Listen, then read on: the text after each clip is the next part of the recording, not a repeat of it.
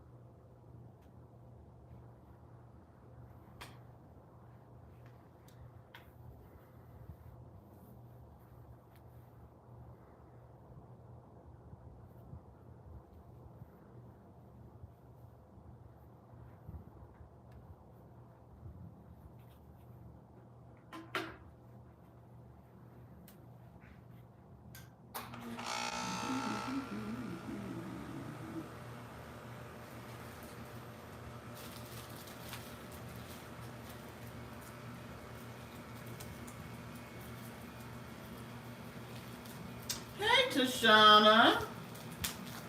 How are you? Make sure you can hear me. You can hear me, right? Oh, hell. Can you hear me?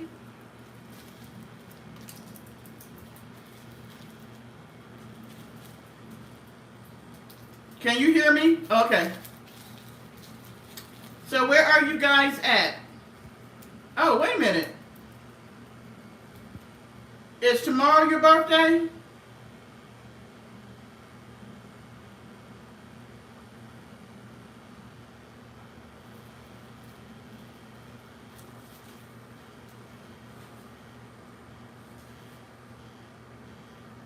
Is tomorrow your birthday?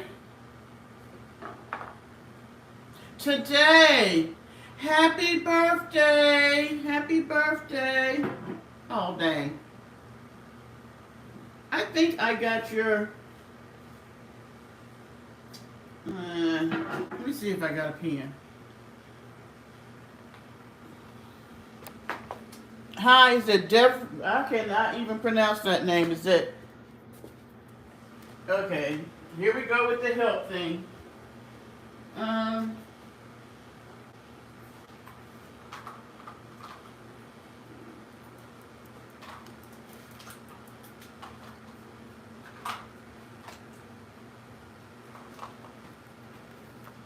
Your little prince is right here.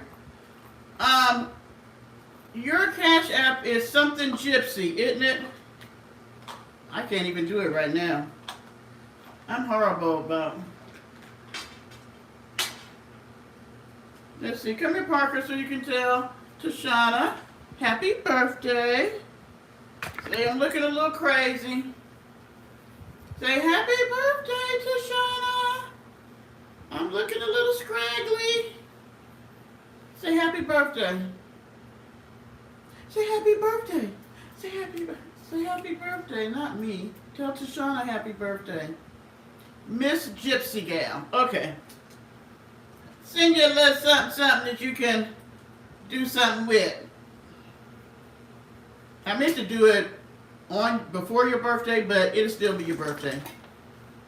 He's so cute. Yeah. So where are y'all going in Georgia? I actually was going to go to Macon again, but I changed my mind. So where are you guys going in Georgia? I know, but...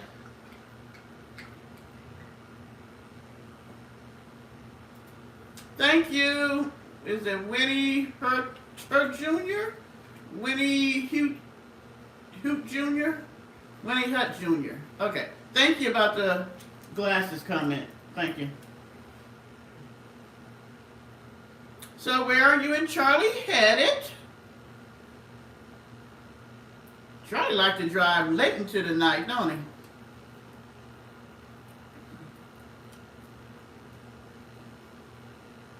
Charlie would drive to what, 10 or 11 o'clock at night?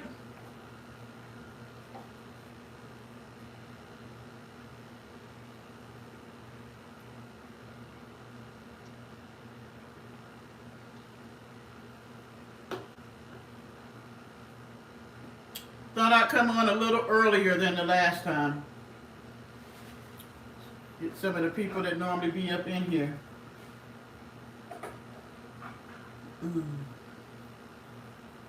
Oh, I got that box sitting in the back. That is just not aesthetically pleasing, is it?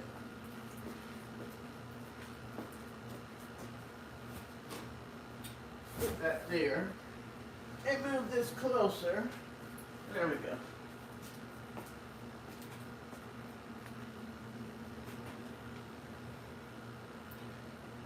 And that's still showing. I did it the wrong way, didn't I? What chair am I showing? How come I'm not? What am I showing? Hey, recessionista.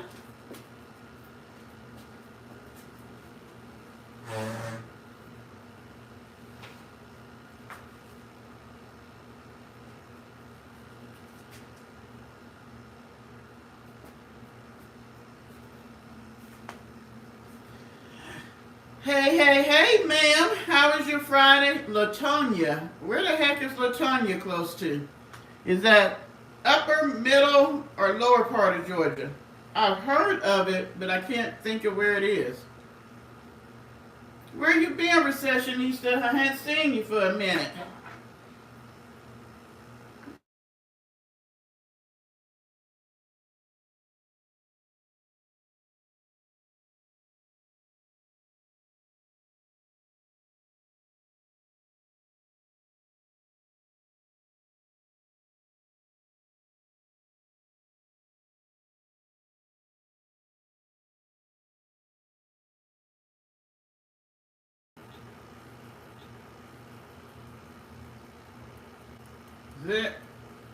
What's going on?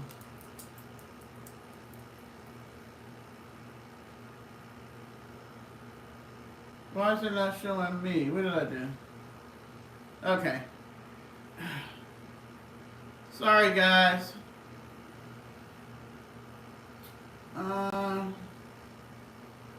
You have no clue of where it is? Sorry, that was my insurance company calling me back. It was, hey Martina, I put do not disturb on. I don't know how some people can get through.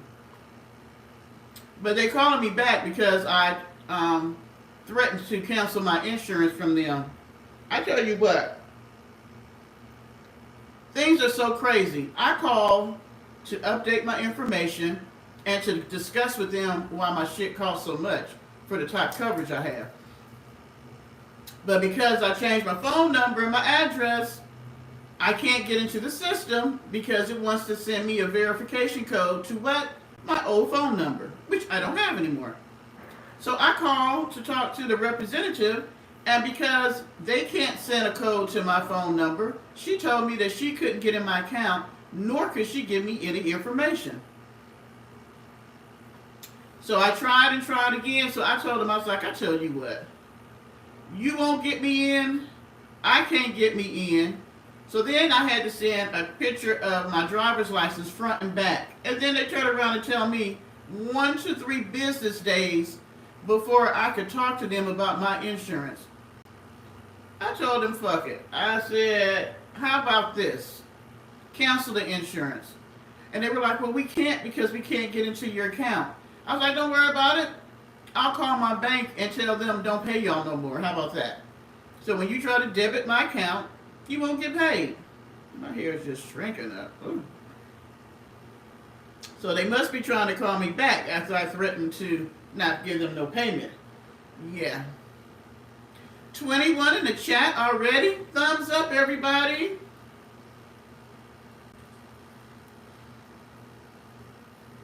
Happy Friday.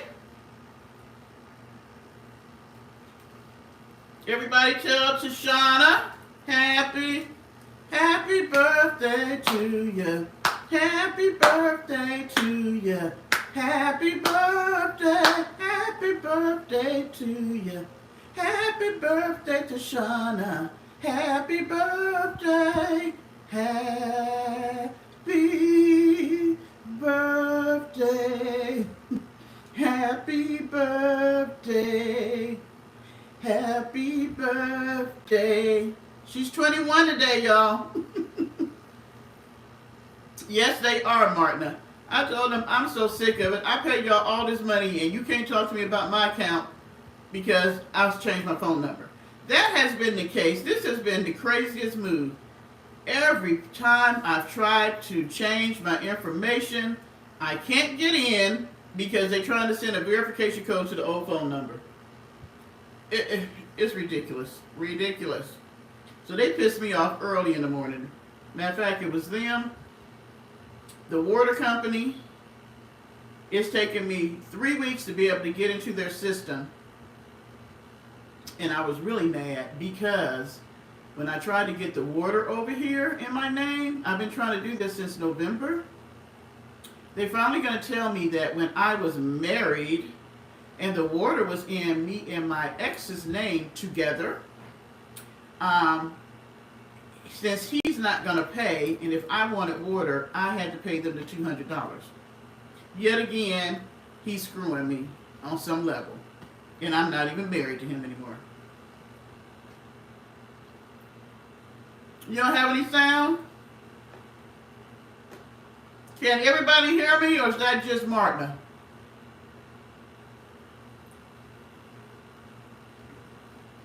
Can everybody else hear me? If you can hear me, put a 1 in the chat if you can hear me.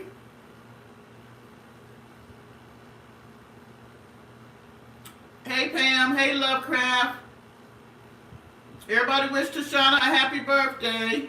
Martina, you the only one that can't hear me. Hi Cars and Mocha. I don't know what's going on. Everybody else can hear me. You can't hear me either? Oh, you can hear me. Thanks, Lovecraft. I don't know. Martina, you gotta check whatever you're watching it on.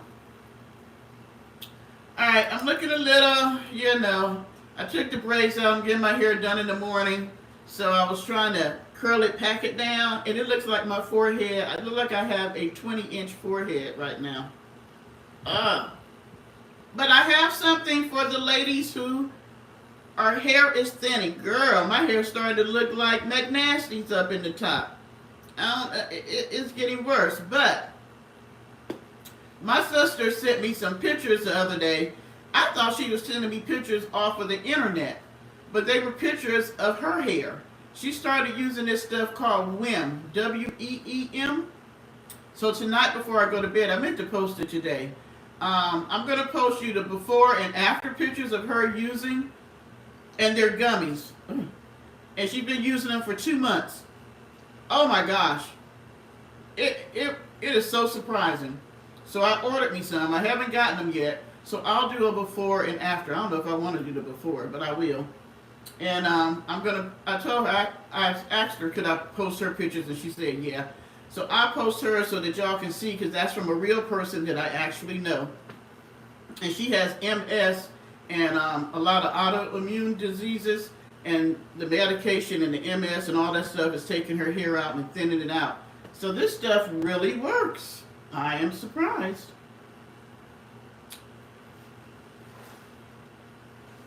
Okay, so before anybody asks, what am I drinking tonight? I am drinking my German wine from Mosel, which I used to live by the Mosel River. Beautiful area. I get it at my local liquor store for $14.99. A little bit more than what I like to pay for a small bottle of wine, but I really love it. And this is the Auslese, which is a little sweet, not as sweet as something like what's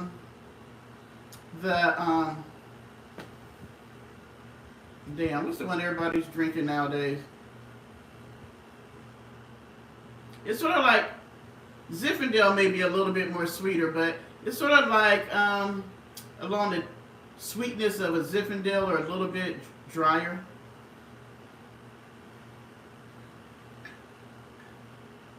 So Tashana, did you guys do anything today for your birthday? Are you guys going to do something this weekend? No. I don't have a fire going tonight. Are you asking Pam, does she have a fire? Parker looks content. Parker is still Wait a minute. Every time I say his name, he turned around looking at me. He's still his same badass. That's what he is.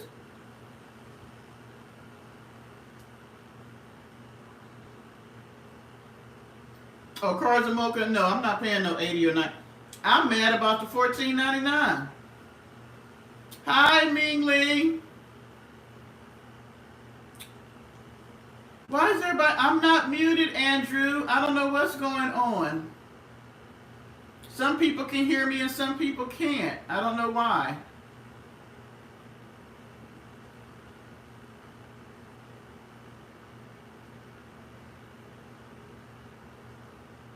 I don't know why it's muted for some people. Martina was saying it was muted for her. I don't know. Maybe it happened when I had the interruption. So, guys, how's everybody Friday been? Everybody ready for tomorrow? Andrew, I don't know what's going up. I don't know why you call me your grandma, but I don't know what's going up. You're going to have to check your device. Thanks, Martina. You may have to close the app. Thanks, Ming Lee, and come back. I'm loud and clear. All right, Rudy. So, everybody had a good Friday? What's the weather like? Tashana, we still cold down here. Not as bad as it was. I know you got to work tomorrow, Martina. That's why I'm here early. The other night, I just came on. I knew it was late. So, tonight, I decided to come on early so I could see you. I'm your grandma for real? Okay, where are you at, Andrew, since I didn't know I had a grandchild named Andrew? Thank you, Matt. It's still cold here. It got up to 46 today, so Parker is outside. You'll probably hear him barking. He's outside. I just showed him a few minutes ago. Oh my goodness. Parker, Lovecraft wants to see you. You know why? I usually keep them 3 to 4 weeks. I do. Ugh. Okay. Tell Lovecraft hi. Tell her hi. Say, hi, Lovecraft.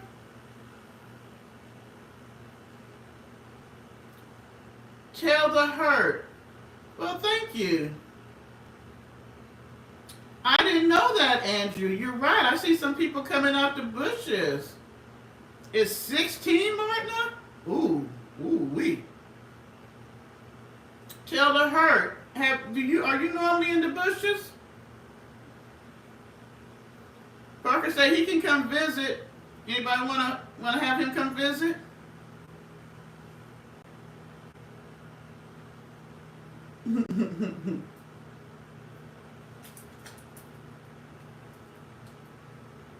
Well, Benjamin, you can snort right on. Do whatever you feel like doing. I don't know. You go and snort it up. Snort it up, sir.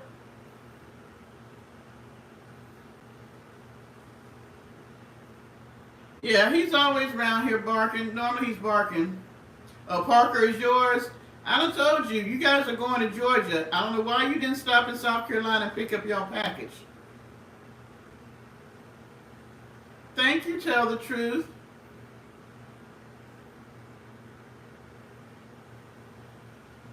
Okay, so, you know what? I was unpacking a box. I thought this was a blanket. So I grabbed it to take it upstairs and fold it up and put in the closet and realized it was some little jacket that I bought. I don't even know when I bought it, but it is nice and cozy, so I have been wearing it as my little blanket jacket sweater thing around the house. Hey, Rhonda. Thank you. Is that supposed to be coffee? Adopt me? The topic tonight, I actually have 4. So I was gonna put which one we want to talk about, but we'll just see how many we can get through. Okay. So the first one, everybody had a comment about the Gracie thing. You know, McNasty and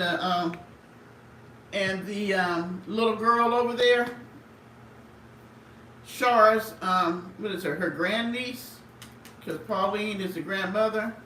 Hey, Deborah. Hi, V. So, I thought we would start with that because that seemed to be a heated topic. And so my question is, can other people, family members, close friends, guests, chastise a member of your family that is a child? Let's say a child that's 13 and below. If they're visiting you and staying with you, is it okay for them to chastise a child that's visiting your home or spending the night or living there?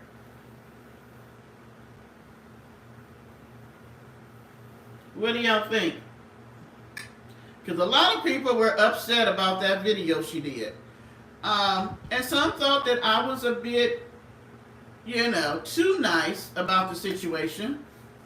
But this is my point. My point was, I don't think there's anything wrong with teaching a child how to do something in the correct way. I think it's how you do it. Now, should a person that's just a guest in your home do that? I think if they see them doing something that could be harmful,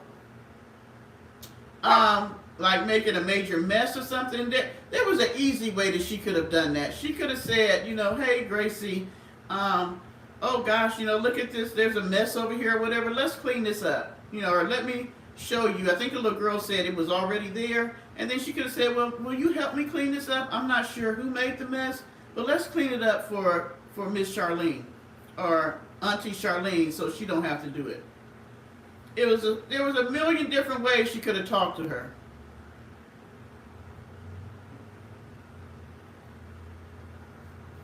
So, yeah, her approach was wrong. But you know what? What I realized was that, hey, Still I Rise, you notice if you watch the video, earlier in the video, she went in Miss Charlene's room, which I thought was, no, you're visiting me, or you're staying in my house as a guest, and I'm asleep. You don't get to invade my privacy by just walking in my room. I thought that was very disrespectful. And it was for something stupid, too. Something that she said she wanted to tell her. But I think she was checking to see if Miss Charlene was asleep. But, neither here nor there, she has just taken over the whole house and all the people.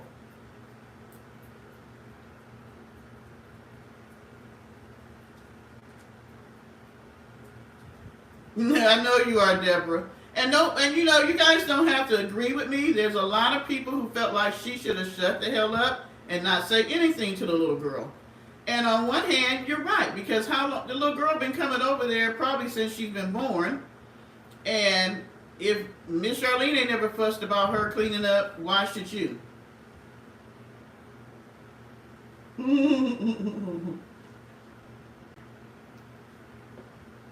I mean, because we've all had people come and visit us. And a lot of us have children.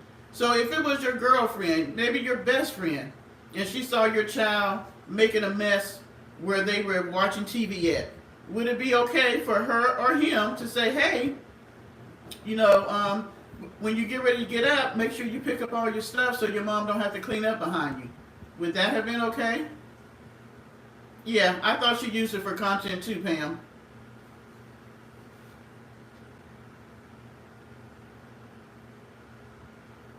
Everybody please say happy birthday to Tashana. If you're just coming in, it is Tashana, Trucker Wife's birthday. So please tell her happy birthday.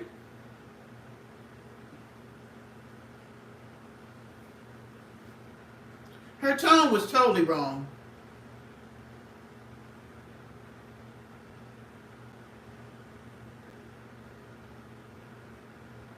I thought that was totally across the line as far as giving somebody their space and respect.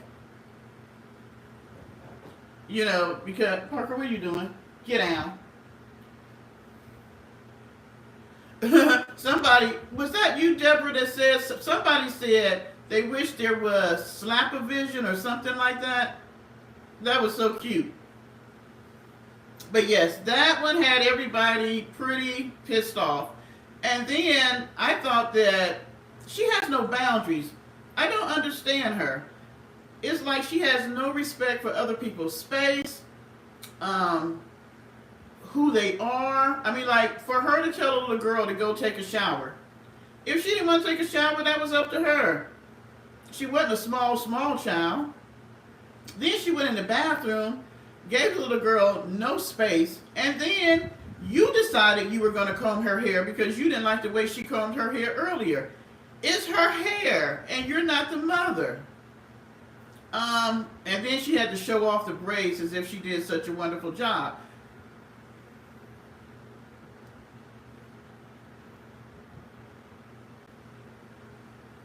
Yeah, thank you, Valentine. Hi, how are you?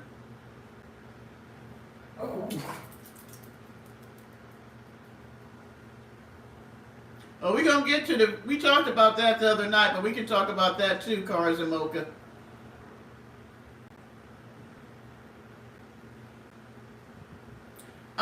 This is what I've come to realize, and I said tonight's video is going to be titled, who remembers the song OPP back in the day? Y'all remember that song OPP? I don't know where I got it from, Still I Rise. I don't even know where I bought it. So tonight's title is going to be Sharp-PP, because you cannot tell me that there ain't something going on over there. Who gives somebody that type of reign in their home unless they're in a relationship? The only time I've seen where people will allow somebody to chastise their children, run amok in their home, just come in their room whenever they want to. The things she is doing is things that people do in relationships.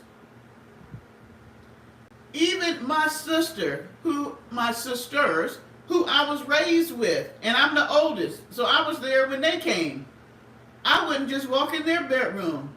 If the door is shut, I'm going to knock on the door.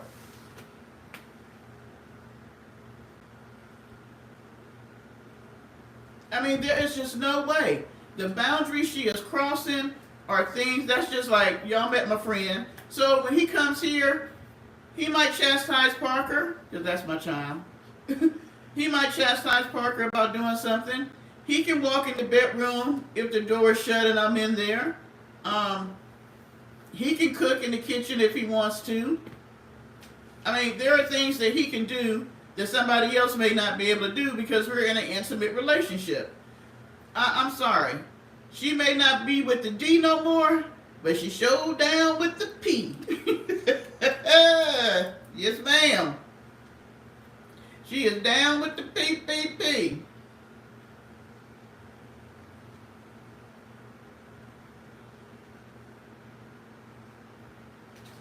Now, it'd have been off and popping had she just walked in my room. That it would have been. That's what I'm saying, Valentine. I mean, that's the only thing I can figure, because none of us just let people do that unless they're in an intimate relationship. If it's your boyfriend, your girlfriend, your husband, your whatever, it's okay if they do those things.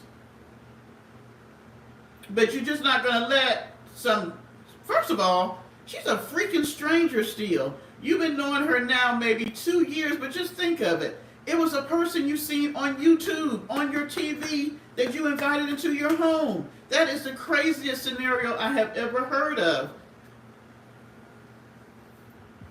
I mean, who invites a YouTuber to their home to live forever? Because she ain't building out no van. That van ain't never going to get built. Hey, Beverly.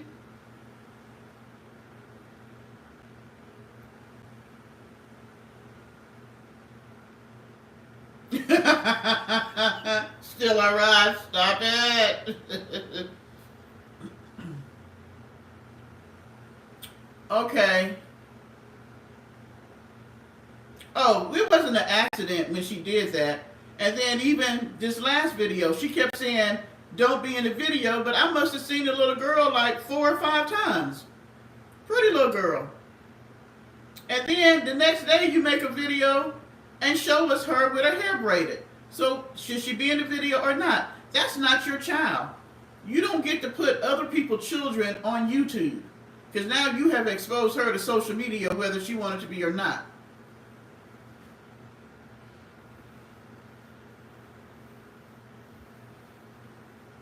Stop, Valentine.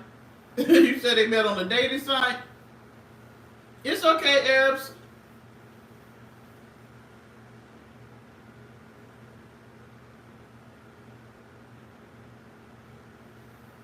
Y'all tell Tashana happy 21st birthday. It's her birthday. It's her birthday. Ooh, ooh, ooh, ooh. And I told, oh, Arabs, you're so sweet. Mwah, you know I love you. This is what I told Arabs, and I mean this in all sincerity. There's something wrong with the twin. And I say this because, they've done studies, and y'all know that's my field. They like to do studies on twins because it's like two people in the same environment and seeing how, even though they're supposed to be identical, we know that they think differently and all that, but how they both experience the same environment, sort of like almost being the same person. All right? So, how is it that one twin has enough sense that she has her own place, she has her own family, she has her own husband, all that. Then you got the other twin who doesn't have any of that. She don't have a mate. She don't have, well now she do. She don't have any children. She kind of lives vivaciously through her sister and, and deal with her children and her grandchildren. And Arab said she heard her call us trap mouth tricks the other day. So there's only two scenarios for me here. Either Shar is an undercover McNasty on some level, or they are in a relationship. Two scenarios for me.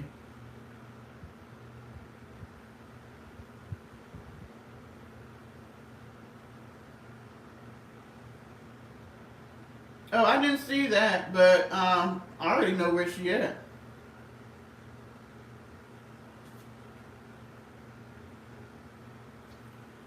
So let me get this straight. Her twin, who shared a womb with her, gave her the respect and knocked on her door. But the crazy ass woman that you let move in off of YouTube did not. Help me out with that. Help me out. I don't know who's the craziest, but I'm beginning to think that they are two in one. I really do. I think that they're kindred spirits on some level.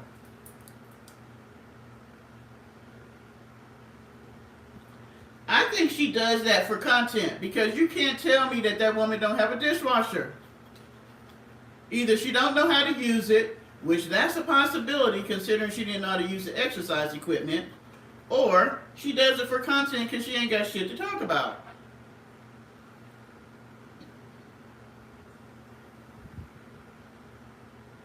She showed Mel with the whole address.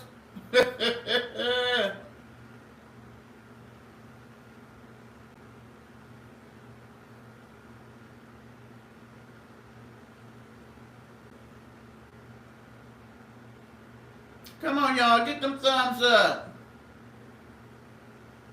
Oh, that wasn't it. How many children is she showing over there? I told you, it's OPP. It's down with the Sharp PP. I don't know why I thought of that. I was getting out the shower, and it just came to mind that it's Sharp PP.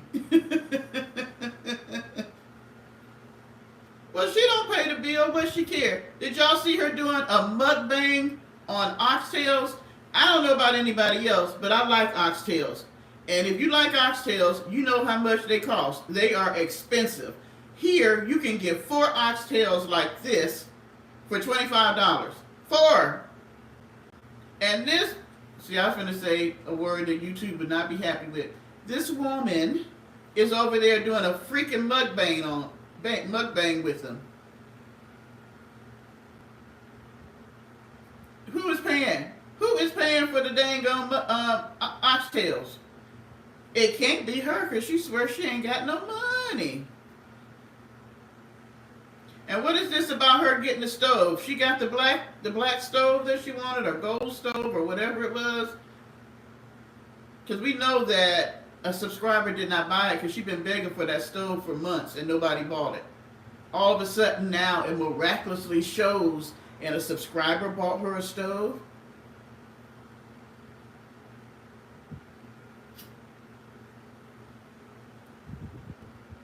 I'm going to say this. Homegirl might be built like a box, bald-headed, got a thick neck, and dirty, but her poo-poo must be something because this woman has gone all out for her. I don't know what tricks she got, but my grandmother used to say she got a trick thing. She got all kind of tricks over there, because I tell you what, she got this woman wide open. Hey, Catherine.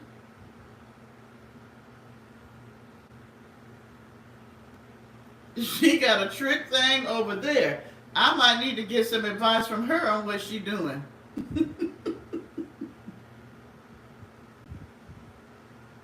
Because she dirty as all get out. I can't even... See, I have a visual thing. When I talk about stuff, I can visually see it. So me talking about this, I'm just thinking how smelly and nasty she gotta be. I'm just, hey BG, that's just a whole another conversation in itself. Not Popeye neck. Not a Valentine, you're gonna have to go to the dog house.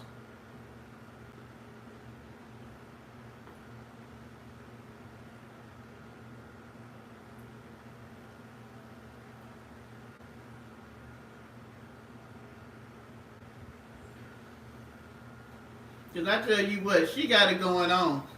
I'm going to ask her what her trick is. I'm going to get in her chat, be like, what's your trick? Tell me some of your tricks, girl.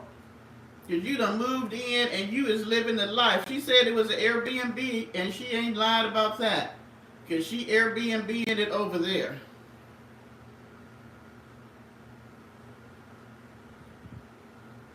BG, I love it. It's very peaceful, other than Parker. The stairs are a bit much, but it gives me a little exercise.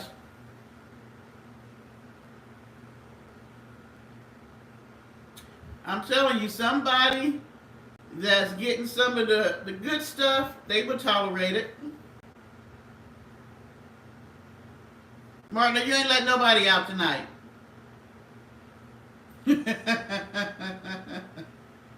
Hi, Sable. Because she has taken over the whole house. Matter of fact, did y'all hear during that video that she put it on mute and she was talking to Pauline, but they were taking, when she came back on, she said something like they were taking a family vote as to whether the little girl could spend another night. And I was like, who the hell is the family? Because Charlene sleep, and it's you and Pauline. And the only one I know that's in there that's related to the little girl is Pauline. So how the hell y'all taking a family vote? Oh, you family now? Okay.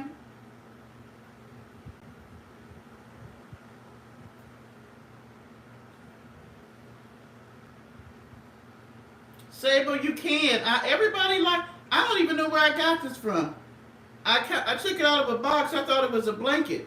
I took it upstairs and I was like, oh, wait a minute. This is cute.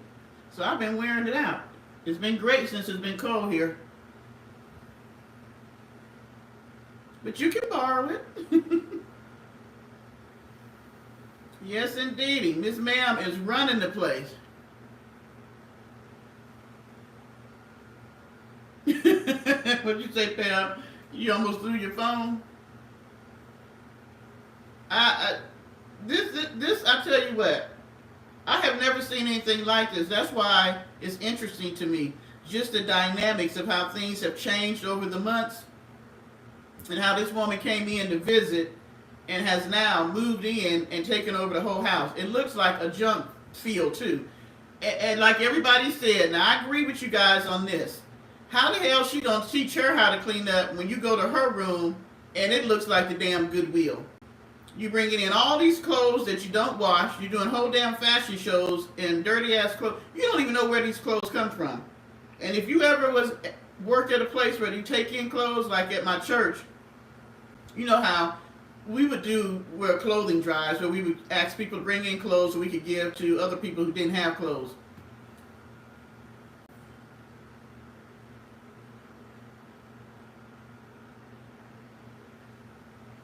Oh, I thought Pauline has more than one child because there's another daughter who has her own place, and that's who I thought Gracie belonged to.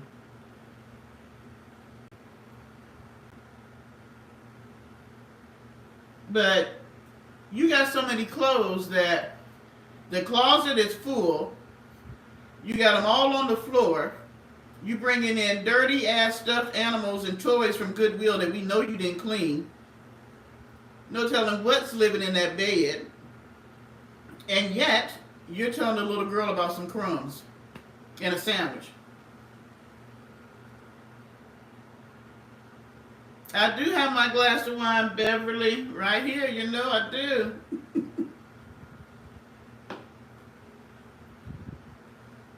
I'm just like, ooh wee.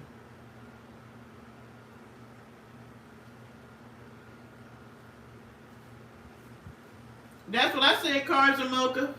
I'm going to put in her chat. What's your tricks, girl? Because you got some. You done got a stranger to put you up and pay for everything. Pay for everything and let you do whatever you want. I want to know what her tricks are. Because she got some. You're the nasty self. Thank you. Make it make sense. Oh, I'm getting them back in the morning. Sweet to the sweet show. Sweet to the sweet shop. I'm going in the morning. She had to eat liver. Girl, you know, if I was Gracie, I'd been packing my little bag. If I had to eat liver, that'd have been the last moment I was there. Oh, did you see? Oh, I know what killed me. She made another video, the one she did where she showed the little girl's hair. She was cooking breakfast for everybody. She was cooking for Charlene, Pauline, and the little girl. Did y'all see how much seasoning she put in there? I could never eat her food. First of all, she nasty. But two, she must have put a pound of parsley in there. She put so much pepper, it was making me choke over here. Well, we're going to do something about the middle. I looked at my hair when I took them braids out. I was like, oh my God, I'm looking like McNasty in the middle.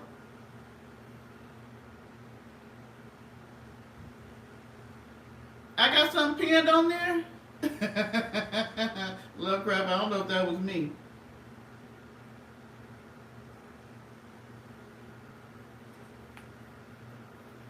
I didn't see her make pancakes. I just seen her make some eggs. And they were just nasty. I was like, she was just dumping parsley in there. Parsley is not, it don't taste like nothing. It's really not a seasoning. It's more of a garnish.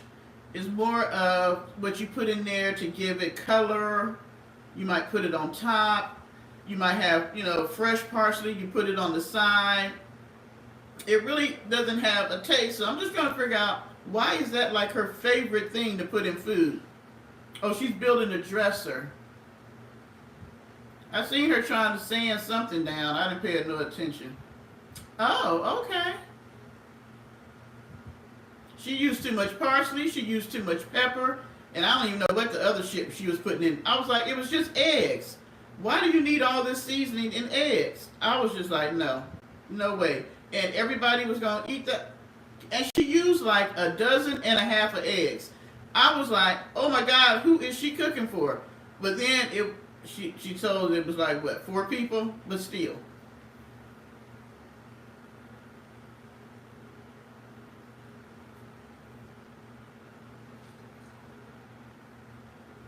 I use parsley as a garnish. And I put it, in Italian dishes, something like that. But just a pound of parsley, no. And I don't even like pepper in my eggs. I use a little bit of garlic powder, onion powder, Um, that's about it. That's why she's been sick. Got her on that damn carnivore diet. Oh, I don't watch her eating. I don't. I can't. I can't. Oh, I hate when she eats shrimp because she act like she got to. She act like she eating crawfish. Got to suck it out and all this stuff. She be doing too much. She just does too much.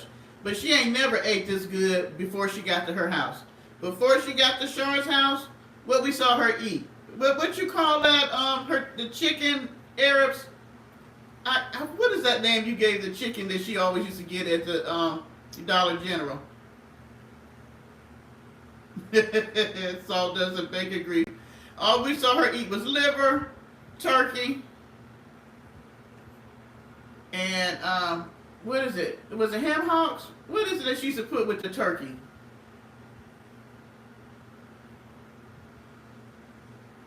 Did she sell rat chicken? Ratchkin. That's what she was calling it. Oh, somebody actually bought treasure. Yeah, but you didn't call it banquet chicken. You called it ratchkin. Ratkin or something.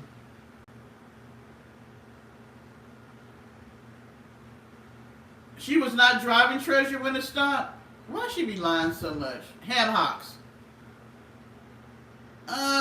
Somebody actually gave her some money for treasure. I don't believe it. Because she took everything out of it. So what they got? A raggedy broke down van. She showed a picture of it up on a you know how when they come and tow you, so I don't know. You think it's Stockholm Syndrome? I don't know. Hey, Miss Robin. That's how she got Charlene Yard looking like a junkyard. 300 and a record player. Who the hell bought it? Did she show the person? Who bought it? That's what I like to know. Who the hell bought it? Or did it was one of those things, okay, it was one of those things where they'll just, like here, if you want to sell a car that don't work no more or whatever, they'll come pick it up for you and they'll give you about $100 for it. Depending on how much metal it's going for, that's how much you get for it. Okay, that's what I figured. She junked it for $100. Because ain't nobody bought that shit. And I wouldn't. The spirit and crap that's up in there, and her crapping and doing, all the stuff she did in that van, there is no way. You would have to go in there in a damn hazmat suit. No. And the thing is,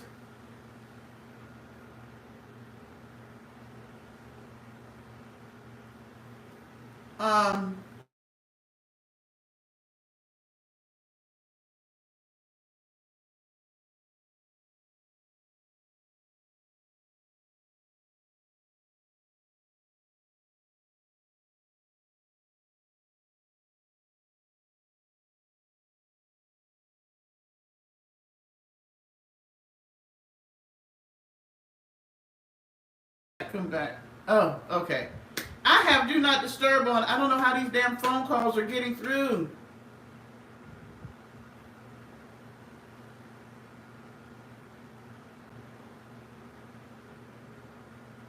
Is the sound back now? Oh, she can't find the wigs? No telling where they are. But the thing is, after she took everything out, she could have cleaned the van and gave it to somebody else who needed transportation. Even if it lasted them for a month or a couple of months, or they got what was needed done, because she didn't do any maintenance. That's why the shit fell apart. She even said it. She didn't do any maintenance. But can somebody tell me why she can't drive the new van?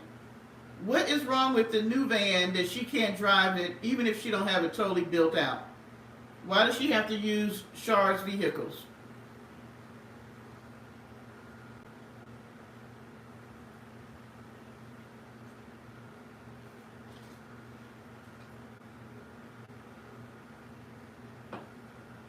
It's still there. She goes at the beginning of the year to pay her rent. Because she be lying. She went down there to pay her rent. If you notice, she goes every January to pay the rent for the whole year. So how you didn't have any money if you was able to pay your rent for the whole year? I don't think she has insurance for the new van, and I don't think she got no tags for the new van. That's why it's sitting there. Thank you, Miss Robin. That's what I just said. She ain't got no tags or insurance. That's why it's sitting there. Because that van is supposed to be running. And one would think that you would want to drive it so that it just don't sit there with all the dirt and all that stuff out there in Nevada. One would think that you want to drive it to make sure that it stays up. But no. She full of shit. Full of shit. Full of it. So I guess the consensus is that if you have someone in your home visiting or as a guest, they should not be chastising any child that's in your home. Come here, Parker. Hi, Cherokee.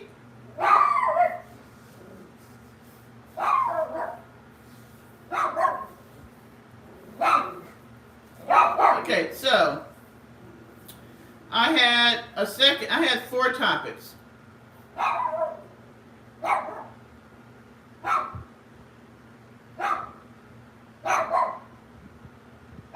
Yeah, that's Big Yellow that she got out there. She didn't pay for it. Miss Charlene paid for it. She borrowed the money from Miss Charlene to get it. Thank you. She is doing a whole lot of strange stuff for some change. No, I didn't see that. Is that a recent video? Is that one of her story time videos? Oh, girl, we don't know where the dog is. She has never discussed that.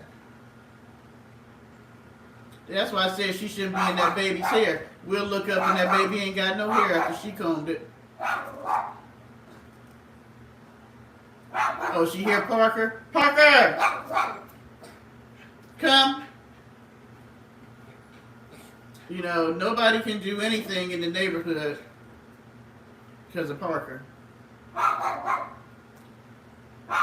If I come out there, you're not going to like it. Parker.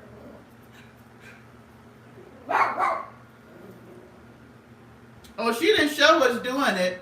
She just showed us after she did it. Come here. Come. Treat. Come here. Parker. Okay, bye.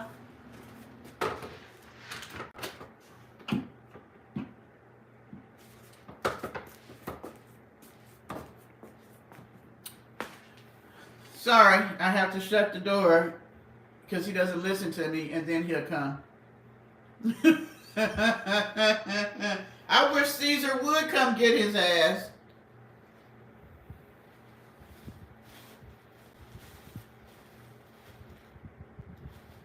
Oh, she didn't come live today? Wait a minute. She didn't come live today. I have never heard of her not coming live. You know what? That one pissed me off. The whole little videos about her mother and sleeping with the uncle and all that was so unnecessary. And then she came back and said that she could tell her life story if she wanted to. But that wasn't your story to tell. If that is your mother's story, it's her story to tell. And you don't bring your ass out here on YouTube and tell however many subscribers you got, that you claim you have, some foolishness like that about your mama. It's like she just despises her. I mean, it is. And my thing is, if your mother was that bad, why were you not a better mother to your own child? And you over here trying to mother somebody else's, trying to tell somebody else how to clean up, how to take a bath, what clothes to put on, combing their hair. Did you do that for your own child? Do you do that for your grandchild? No, you don't.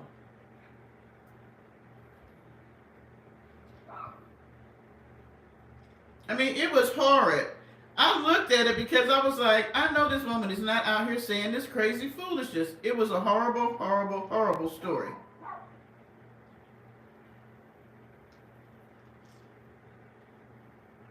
And if it was a true story, it is not one that needs to be on YouTube about her mother.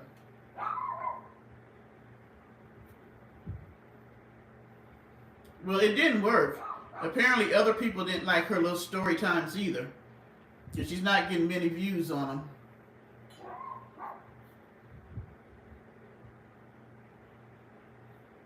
Oh, how long has she been living there? Because I've never seen the little girl.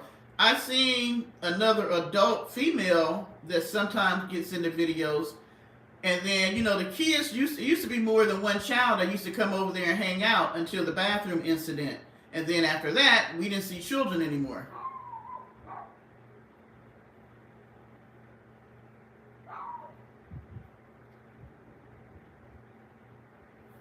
I mean, she don't even like kids. She even said that. She said in one of her videos, her son messed it up for her having any other children. So she didn't even like raising her own child. So how are you over here? And somebody said, she said that she could be a mother again. In what world, I don't know.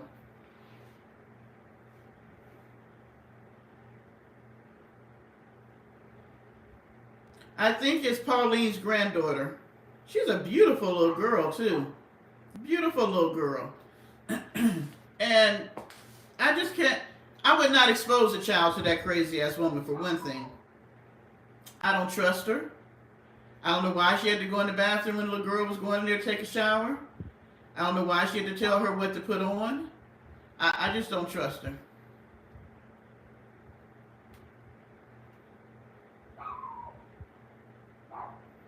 Oh, I didn't see that one, Pam.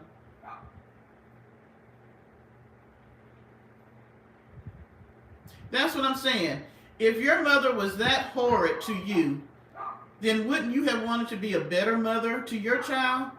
I would love to see a video of her son talking about her. Now that would be something. I'd send a super chat on that one.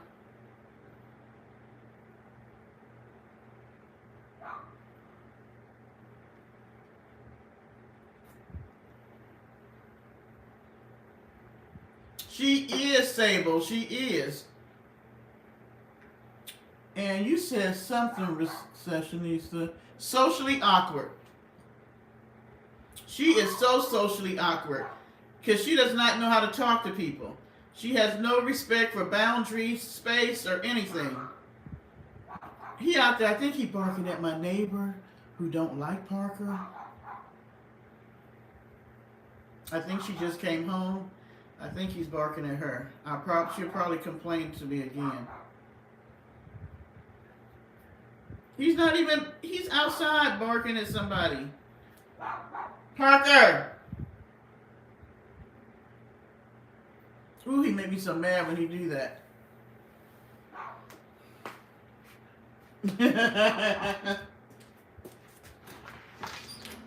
Come on.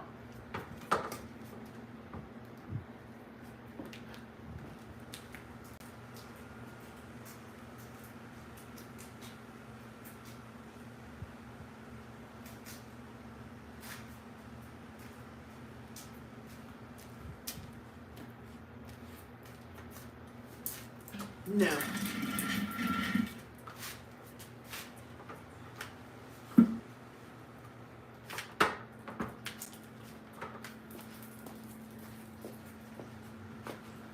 Only damn dog outside barking like he ain't got no sense. He gets all the other dogs barking.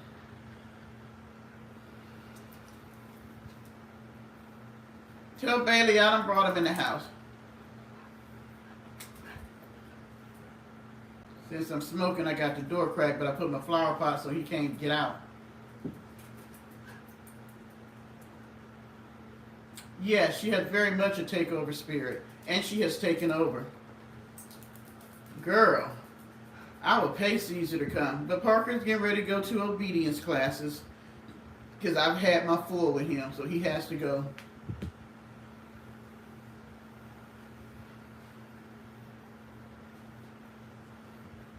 The brother-in-law. So the mother lives with her daughter's husband? What's up with that? Girl, she be washing more than 3 dishes. I'm just like, do you just cook food and stack the dishes up and then wait till the midnight hour to wash dishes? Because there's no way that they should have that many dishes every single day. It's like she cooks food and just packs the dishes and let them sit there. No, ma'am. Once you finish cooking that food, you clean up the kitchen. I wash my dishes as I cook. So when I get finished cooking, I don't have anything to wash but whatever the food is in.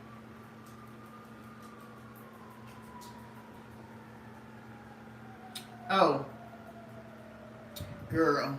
You know she had the whole thing about drinking and cigarettes. But just like I said in my other video, I don't even smoke a pack of cigarettes a week. And my cigarettes they do cost $10 a pack. Yes, they do. So even with and I bought 2 bottles of wine. So even with my 2 bottles of wine, that was $40 that I spent. And that's still cheaper than the $60 she spent on old dirty clothes from the Goodwill. Yeah. And whatever else she may buy.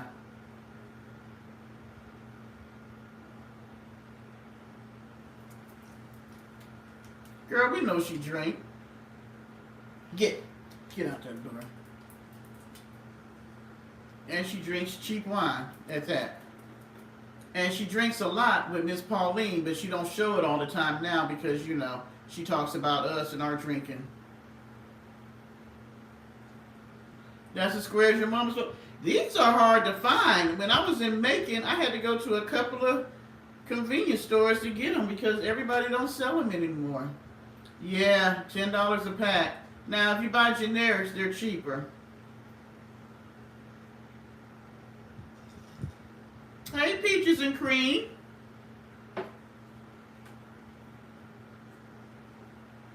Girl, I used to buy cigarettes for 50 cents a pack. That's back in the day when they had the cigarette machines and you could put your 50 cents in. There was no age limit. You pull and the cigarettes came out. They're 20 in a pack. I ain't never seen 25. There's 20. That's what I said. You're going to try to tell somebody else's child what to do when your family don't even deal with you. Who takes any advice from her? Who in her family she can go tell how to clean up and all this other stuff?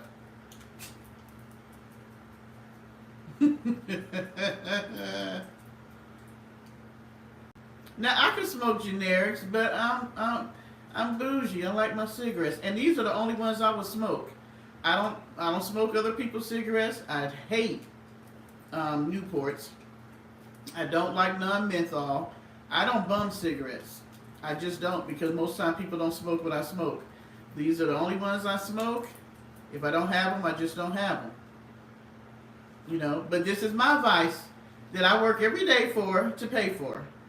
Granted, I know the consequences of smoking, but this is what I choose to do at my age. Everybody got a vice. It may not be smoking. It may not be drinking. You know, it might be shopping. It might be, you know, arguing with somebody. It might be that you got a nasty attitude. It might be you don't want to wash your ass. You know, I don't know. Oh my gosh, do they still make Cools? I have not seen a pack of Cools in years. So we got 75 people up in here? All right. Oh yeah. Oh yeah. And some people shop. Now, I used to be a shopaholic. And I mean, I put the SH in shopping. But as I've gotten older, I'm just like, how much more junk can I buy? And this move has showed me that definitely don't need to buy no more stuff. But like I said, everybody has a vice, whether they think they do or not. Some people are workaholics. Some people are sexaholics. Some people are relationshipaholics. Miss Ma'am over there is a nasty manipulator holic, a lieholic, a stealaholic, a conniverholic. Oh, she don't tithe nowhere. And I left my church and I still tithe every now and then. Not like I used to. Please. I got audited one year by the IRS because of the amount of money that I tithe to my church.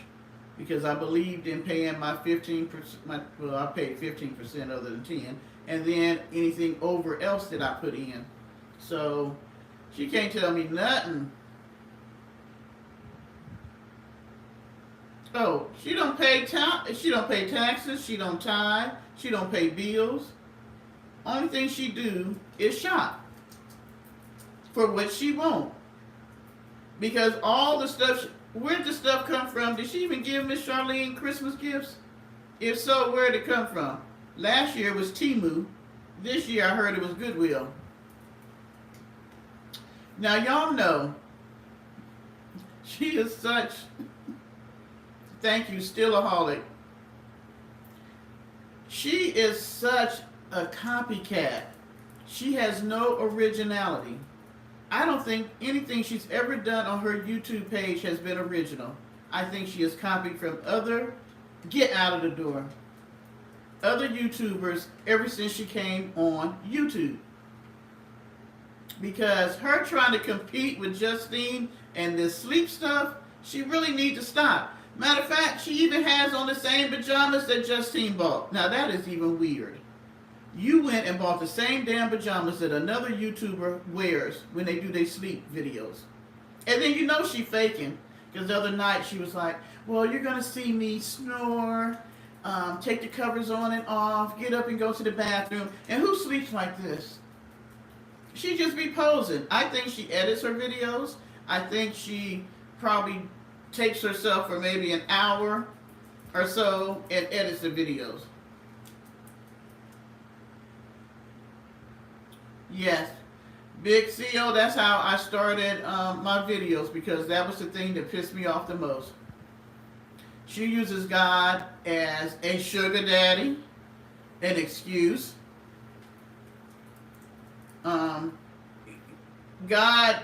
the only two things God does for her is either she wants something from him or she's cursing the rest of us by using God.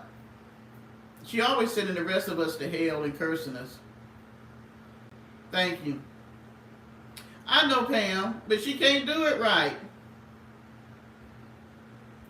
She can't do it. She be sitting there on that other phone looking. When we have lives and stuff, she be busy looking. Oh, she'd reach up. She read every last one of y'all comments. You better believe that. Because see, I don't put my comments after a live. You can put your comments and let them show. I don't do that. So the way I know she watches the videos is she's watching them when they're live, because she don't get to see the comments after the live is off. The only comments that she can see under my lives are ones that people put in after the live has gone off. So anything that y'all say that she talks about, that means she was in the live when it was live.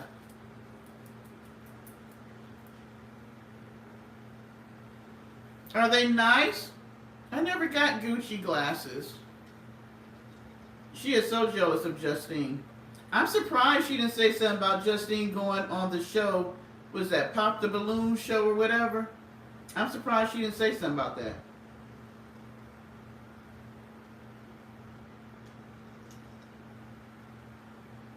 And then she always swears that she has nothing to say about us because we're not nice people. We're just old women who are bitter and jealous about her.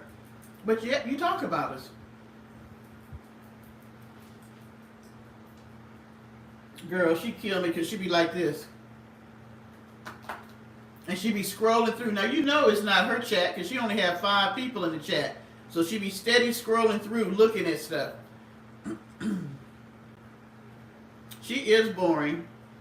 Gracie is about the most exciting thing that has happened over there, and it pissed everybody off. So you know now, what are you going to see in her videos more now? You're going to see Gracie more. My hair done shriveled up. You're going to see Gracie more because she got people to say something about her videos because the little girl was in her video. So you're going to see her put, why do you think she had in there making pancakes or making eggs? Oh, her money is big messed up. Money is big messed up.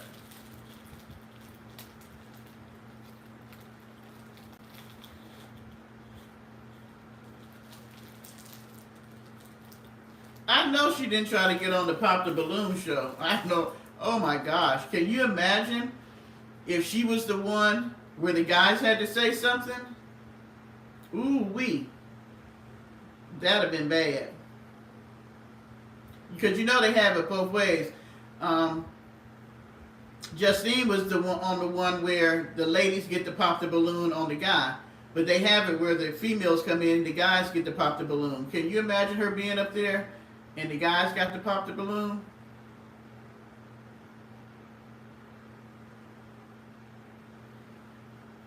She's just a nasty woman.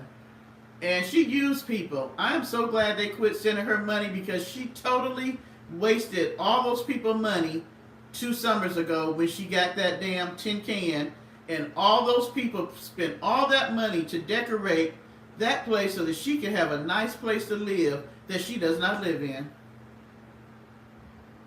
I mean, she had, 3 housewarming parties, and it was gifts upon gifts and money and all this stuff, and you don't even stay in the place. I mean, just wasted people money.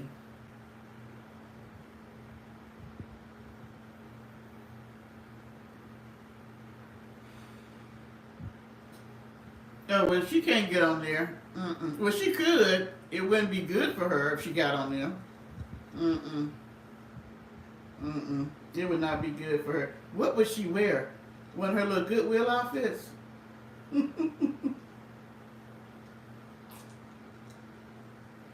Oh, you know, you could not say that in her chat, Martina. Because if you say something like, I have people that come in and YouTube would translate if they say it in another language. And she's had people from Africa or something. When she was writing names, she wouldn't even write one lady name because she couldn't pronounce it. Hey, Janelle.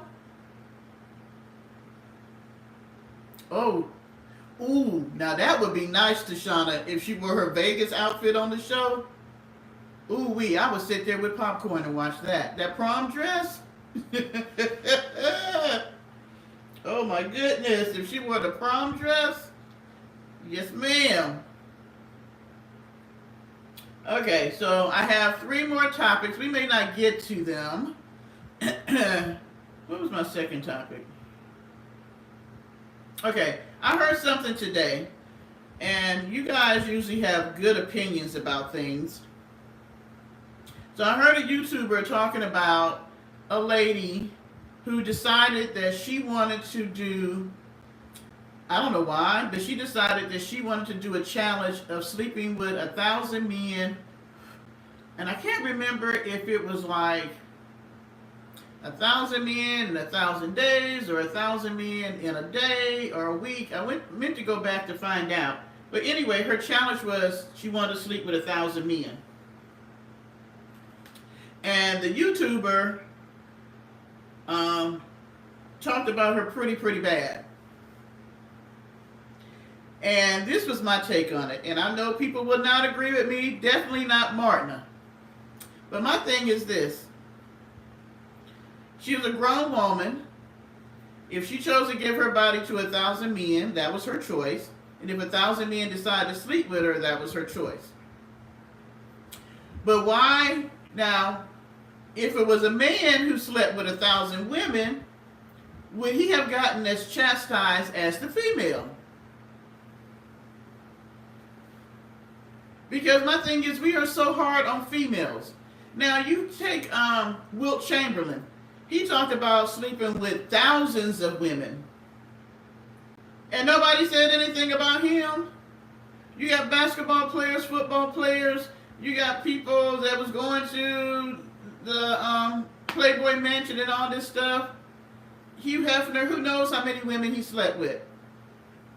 Why is it okay in our society for men to do things like sleep with multiple women, have multiple partners, but if a female does it, she's nasty, she's loose, she's all this, but the guy, he's he's all this, that, and the other.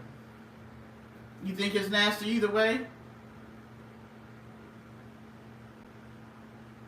Okay, so what makes it nasty? Y'all tell me. What makes it wrong if a person who is an adult, who's sleeping with other consenting adults, decide that they want to sleep with a whole bunch of people before they leave here? What makes it wrong?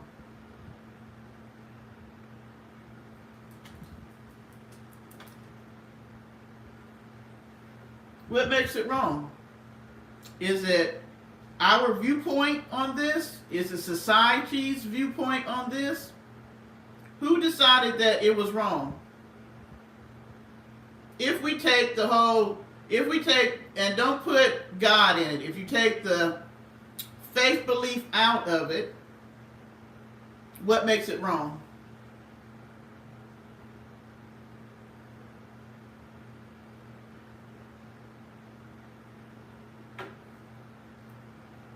I mean, because they may be having safe sex.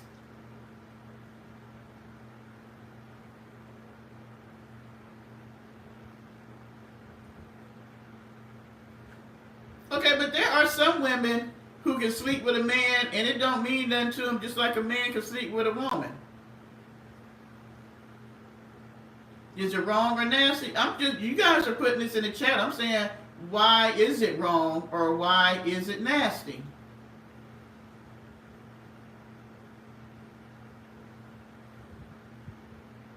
But if you're using she could be using safe sex. She could be using condoms. She could be using other things to make sure she's protecting herself and the partner. Thank you, Pam. It's because of your viewpoint and your morals and the way you were raised. Simple as that. Because if you were raised in a society where it was okay for people to have as many partners as they want to have, you wouldn't think it was wrong.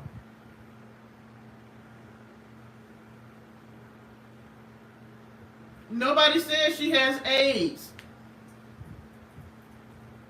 But what I'm saying is, if you were raised in a society where this was okay and socially acceptable, you wouldn't think that way. But because we come from a Puritan background in America, this society, which is so crazy, because we have more sex issues than anything in this country, it's wrong. Hey, Polly. Hey, Annabelle.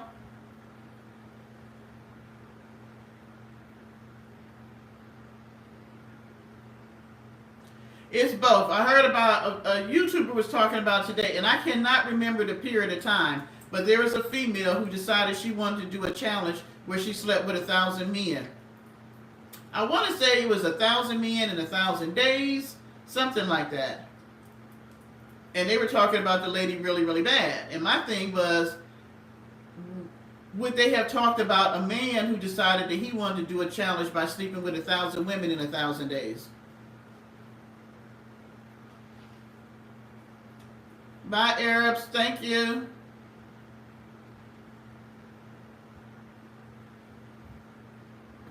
I mean, I know y'all say, what is up with this woman? I am very much a woman that believes that people should have their individual choices, and it's not for me to make a judgment call. I may not want to sleep with 1,000 men, but it has nothing to do with the fact that I think that is wrong. I may say that I hadn't met 1,000 men I want to sleep with.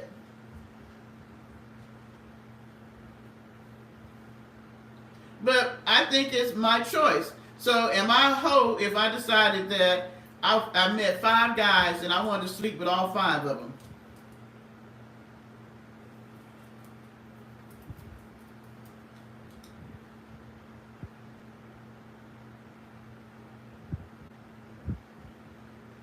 But we're saying that she might have been using, we don't know the ins and outs. She could have been using safe sex to the best of her ability.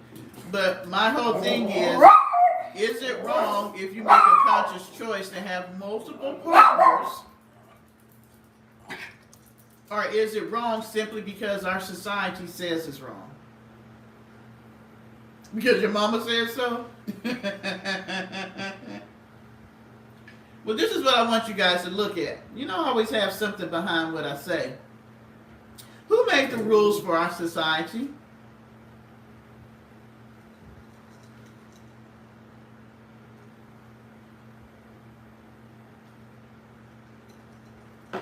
But Martin, you're going to say that because you're going to come from a biblical background. It may not be for you. I mean, I don't steal. But there are people who may go out here and steal all day long. That's against the law. But then who made that rule? Thank you, Tashana. Men made the rules. Women had no voice in it. Definitely not women of color. Parker, if you don't get out that door. So, all the rules are always going to be in the favor of the man and not in the favor of the woman. So, the way we think about what women can do compared to what men can do is always going to be different. And like I say, it's always going to be in favor of the man. Yeah, society says it's wrong because men say it's wrong. What would have happened had women been involved in making these rules for our society? They would definitely be different. They don't apply to men. Just like, take, for instance, if you have 5 men who are married, and all 5 of them are having an affair, people wouldn't like it. They might say that it's wrong, but they would accept it. And they might even tell the woman to stay with her husband, even though he had an affair. Take 5 women who had affairs on their husbands, it'd be a totally different scenario. Matter of fact, the 5 wives would probably stay with their 5 husbands. The 5 men, I would probably say maybe 1 would stay with his wife and the other 4 would not. And that's right, Deborah, it could. I was just looking at how we looked at it. Now, what may come out of it as far as her, how she may feel at the end of it, how it may be physically for her, if she catch something, I don't know. I was just looking at how they just beat this woman down, and it probably would not have even been a topic had it been a man. Now, I do believe in that.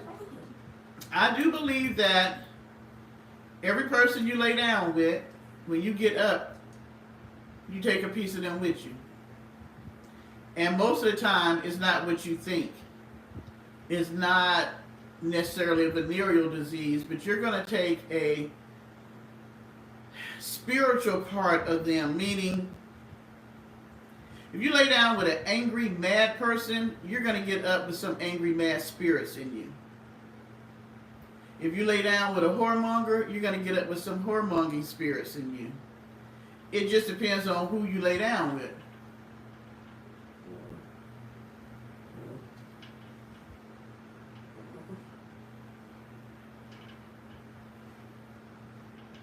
Yeah. When you lay down with a person, you're laying down with everybody they lay down with. So if you lay down with a man that's a hoe, you lay down with all the women that he hoed with. Will you be washed up? Beverly, I've never heard of a coochie that was washed up. As far as I know, they work all the way till you die. Matter of fact, women can have sex up until they die. Most men, at some point, it ain't working like it used to.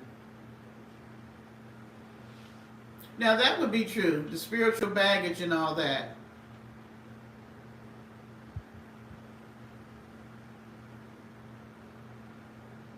Yeah. And if you ever think about it, and I tell people this,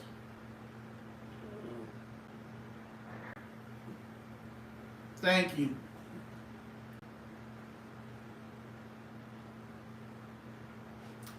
Do I think that a woman can sleep with 1,000 men and not form soul ties or catch feelings?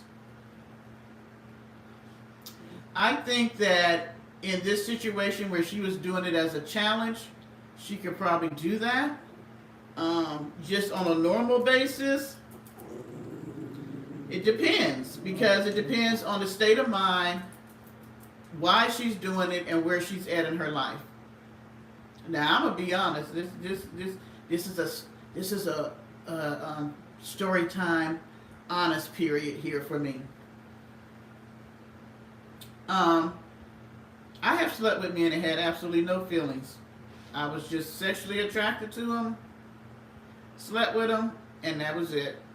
I had no ties to them as far as I was concerned. This is back in my 20s. Didn't care to see them ever again. It was a one-night stand as far as I was concerned, and that was it. That was it. I wasn't attached. But also, that was the mindset I was in. I wasn't looking for love, didn't want to have love. I just wanted to do what I wanted to do when I wanted to do it. You know, my hoeing season, as they say. And thank you. Prostitutes do it. It's a business. The bottom line is, it's for the money. I'm out here doing this for the money. It's a business. Now, when we think about stuff, we always think of relationships and all that. Men don't think of sex like that. And you got a lot of women nowadays who don't think of that. I have met men who are so upset about how things have changed as far as how women think. But like I tell them, you taught us how to do this. And we learned very well. You have women who are busy working, going to school, trying to raise their children, and they don't want a relationship. They just want somebody to hang out with, maybe have, go to dinner, have some drinks, have some sex, and then I'm busy because I got other stuff that I'm doing. Men hate it. They hate the fact that we are now in a position where we can say, this is what I want. I'm not looking for anything else. This is all I need for right now until I finish doing what it is I want to do. I don't know why a woman would want to have a baby at 72. No way. Oh, the village would have to have the child, because Deborah's not having no baby at 72.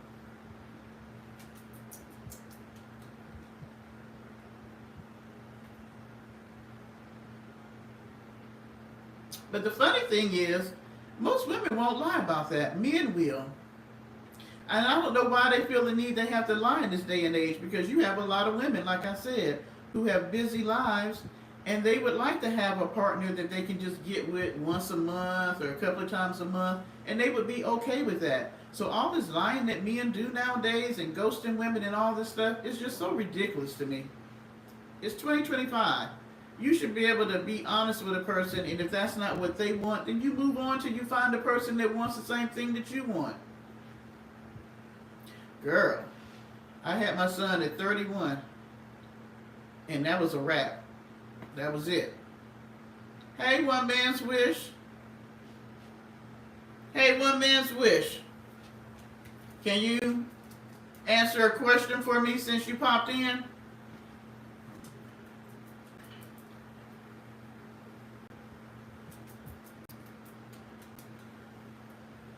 And 72 is definitely too old. I'm 62 and I am not. Okay, so we got a conversation going here. What is your thoughts on a woman who decided to sleep with 1,000 men in 1,000 days?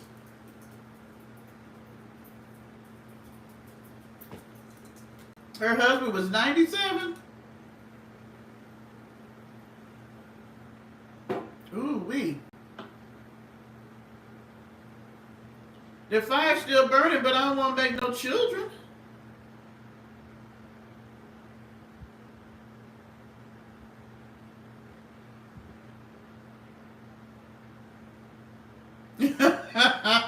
You not going to answer the question?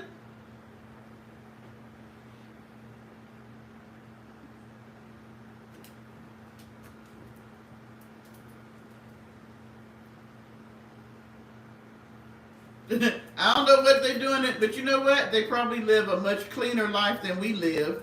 And, okay, so the question was posed to the people in the chat about a situation that I heard today.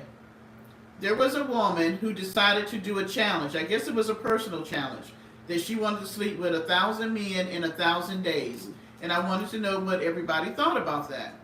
What was their take on the fact that a woman wanted to sleep with 1,000 different men in 1,000 days?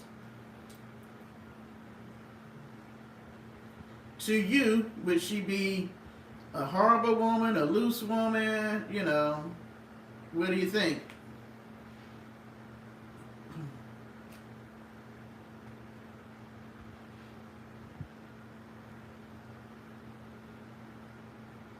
Oh, now, would you date a woman that you found out who has slept with 1,000 men in her lifetime?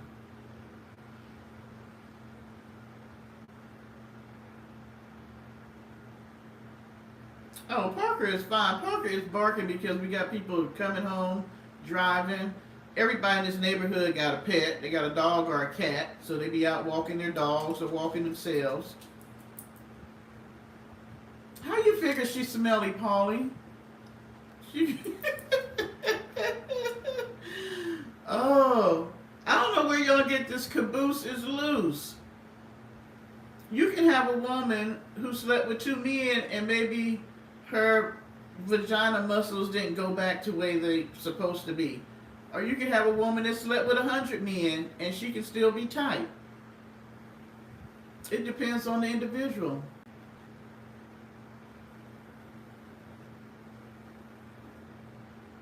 I just thought, I really wanted y'all to take, I found that interesting when I heard that today.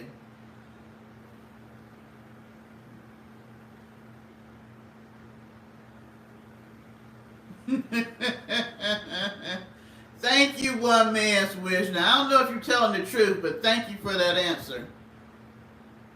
And that's how I feel, BG. It's everybody's body, their choice. As long as it's consenting adults and you're not infringing upon anybody else's, you know, then it's okay.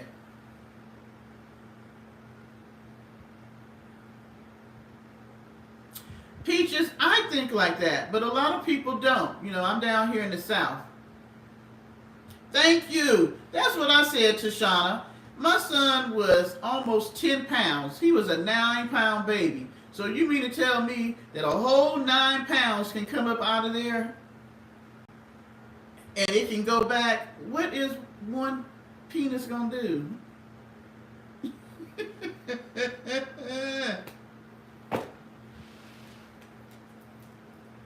But I believe that, Peaches. It's interesting to me when, because I have a friend that we both dated like friends when we were in junior high and high school. She married her friend. Well, she got pregnant, so she married the guy. And I didn't. I went on. And I wasn't having sex with my guy. She was. And the thing was, her dad thought that I was the one having sex, and I wasn't. It was his daughter.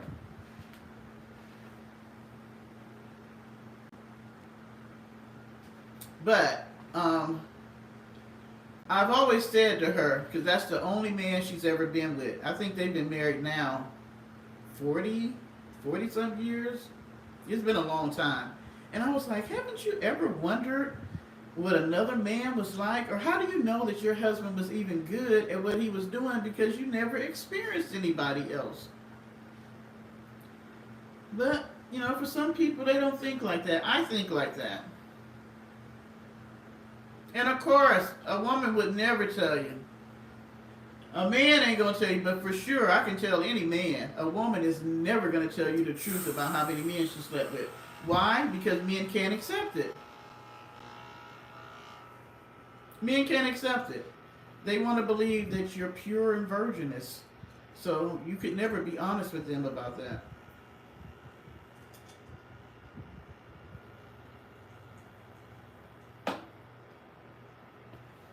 And Lord, no. If I had married some of the sorry butt men I slept with, I'd have missed out on the good stuff. They do have very big egos. Very big. Let me tell you something. If you ever want to burst a man's bubble, say he got a little wee-wee. You can never come back from that. Never.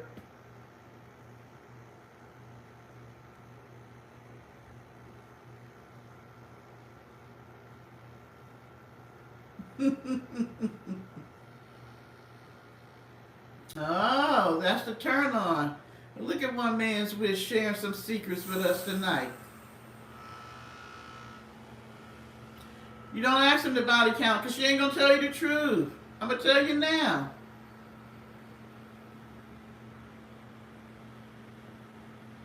Now, for some reason, men's past will come back to haunt them quicker than a woman's. I don't know why. There's always some woman in the past that wants to come back.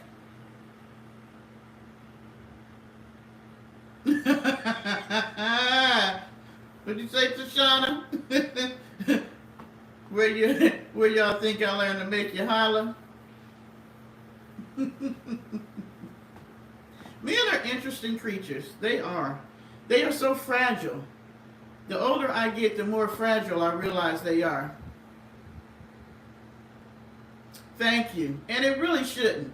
Anything somebody did up until the day they met you should not even matter unless it overspills into your relationship. Everything you do with that person starting day one is new and fresh and is between the two of you. And you really should look at it like that because everybody has a past about something. Even if your past is squeaky clean compared to the other person's, you still got a past. So, Parker, get out of the door.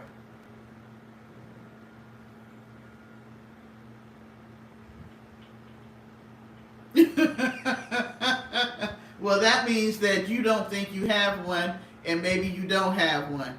Apparently, you don't have one. That's for men who know they have one, and somebody has already told them they have a little one, or in their mind they perceive they have a small one. Oh no, you should never compare one person to the next, because everybody's an individual. I don't understand, and people are like that though, because I can talk about, if you want to talk about past relationships, I'm a very honest and straightforward person. So I can talk about my past relationships, but it has no bearing on what we got going on now. Like I would never judge a man I'm with now on my marriage. Those are two different people, two different situations. And nor would I make a man have to pay for what somebody else did. Because yet again, that's two different people in two different situations. No ma'am. Who is that? Big CEO? That is not true.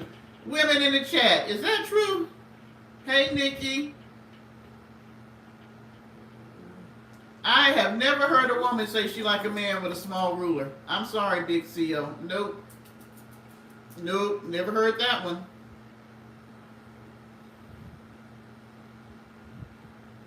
I'm sorry, never heard that one. If I thought they could handle it, I would tell the truth. But if not, Tashana, have you ever heard that? No, CEO. All the women are saying no. We have not heard that.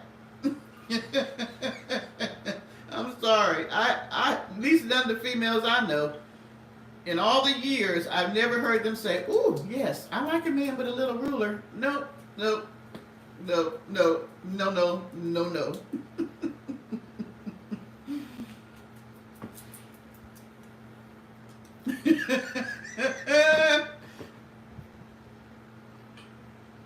I'm sorry. Now, I don't want Mr. Gigantic either. Really? One man's wish? Uh-huh. You tell her to use both hands? Okay. I did. Okay. Another real story time. When I was in Germany, I met this guy from Jamaica. His mother actually named him Elvis because she loved Elvis movies. And so he was a nice guy, nice looking guy and all that. So we got together. I'm sorry. This man was humongous. I could never have sex with him. I never could. It was just like, you're not killing me, sir. So I was young, very young. I think I was like 22, maybe 20, yeah, about 22, 23. So me telling my friends, we hanging out, we were just the women, and I'm telling them about this guy. And next thing I know, because we just became friends because I could never, we just became friends. So Next thing I know, I'm seeing him. We was at a festival or something, and he's telling me, he's like, "Dang, Deb," he's like, "all these women are just showing up at my room." And now this was single women and married women. The ones who had heard my story were showing up to try to see how big Elvis really was. Yeah, you little rulers,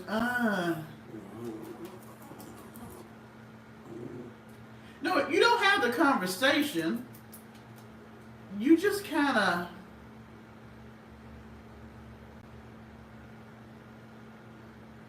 it's like this. You check it out before you get it. You know, when you're just kind of hanging out, you kind of fill it up to see, what you might be getting.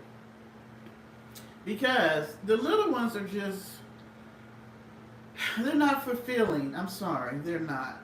And it's no offense to the man, because everybody wasn't made equal. Just like some women have big breasts, some women have small breasts. Some women have big butts, some women have small butts.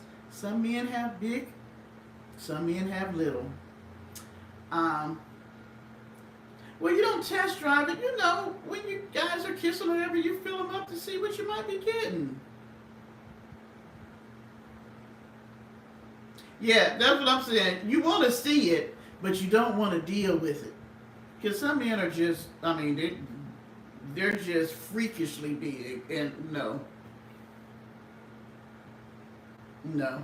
I ain't trying to kill myself. You fill them up. You fill him up. When you're kissing and hugging, you just fill him up. He's probably going to be excited, so you fill him up and see what you're getting.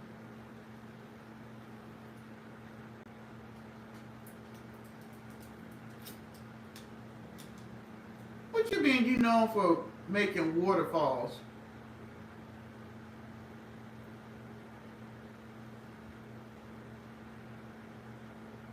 Thank you, Tashana. What do you mean you ain't filling up his junk? Girl, please. All right, one man's wish. Your 10. Okay. I'm saying, you check them out.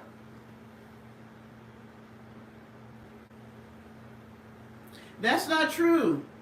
Because you would think a size 10 would not be. But that's not true. A size 10 can fool you.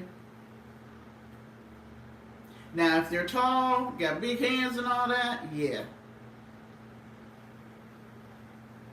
Now, see, sometimes you can have the girth, but not the length, and you can work with that. But you can't have no girth and no length. Can't. You just can't. It don't work. That's what I'm saying. Because I met this one guy. He was beautiful. He was so fine. He was just, what was that singing group back in the day? It was a whole bunch of them, brothers. Matter of fact, Janet Jackson married one of the brothers. Oh, what was that singing group? I know you know, Tashana. What was the singing group? It was a whole bunch of them. They were brothers. They had one sister, DeBarge. He looked like one of them brothers. Girl, I was getting ready to go into the military too, and he was my goodbye. I got there. I was so disappointed. So disappointed. He wrote me the whole time I was in basic training. And when I came home, I didn't even want to see him. I was like, thank you. Thank you for the little gifts you sent, like cookies and all that, and the letters, but I cannot.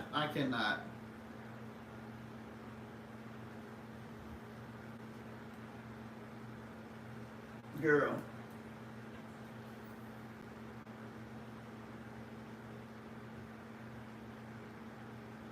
I haven't met a heavyset guy that was big. I usually don't mess with heavyset guys. I have a thing about leaner men. Yeah, Pinky. And I like a man with no butt. I don't like a big butt man. But I heard another lady say that too. I'm not really into big butt men. She called you Captain Hook.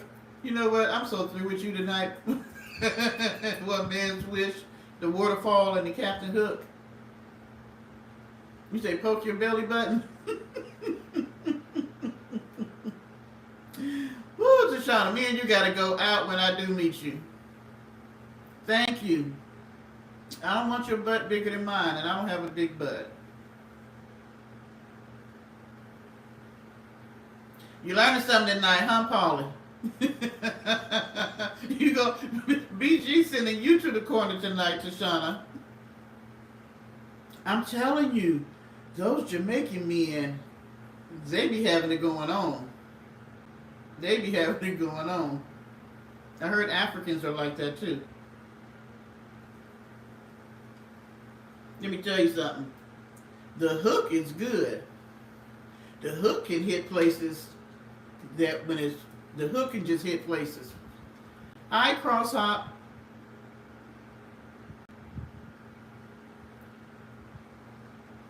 The hook can hit places that the other one can't. It's interesting. It's just, if you ever, and I'm gonna say that this, I'm 62. I'm gonna share this with you younger ladies. If you ever meet a man that really knows what he's doing, oh my goodness, the experience is something that is out of this world.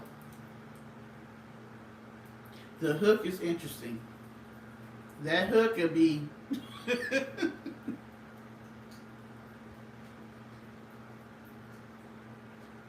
if a man liked you and you knew he liked, and women would he have a chance with you, or you wouldn't be interested in him.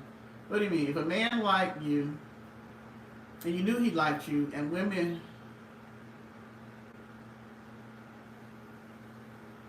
I'm kind of confused on that. I got the first part. He likes you.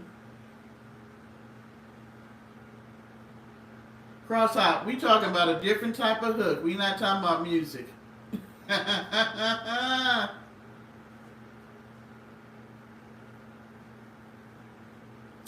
Well, Lovecraft, I can respect your opinion, and I'm sure Martina is the same way. I'm a little bit more freer spirit.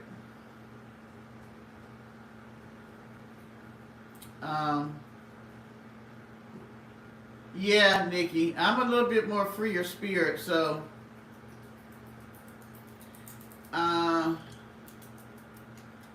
oh man, one man's wish, that's the number one rule in my book. That is the number one at the top. If you don't do that, then we ain't got nothing to talk about.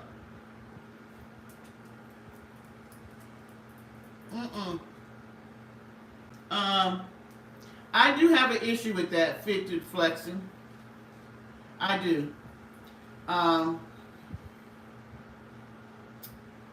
you saying you like to do that? Oh, Polly.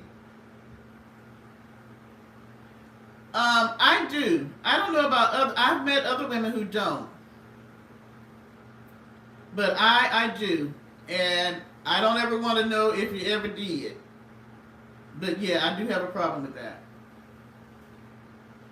But there are people who don't, and you know, the younger generation. I've met a lot of younger girls who say they don't have a problem with that. If their partner is bi, I do. It's just me. But I see a lot of other women have the same thing. But like I say, there are people who don't care. You know, nowadays everybody is everybody and everything. But for me, no. Nikki, I'm with you on that. No licks, no sticks.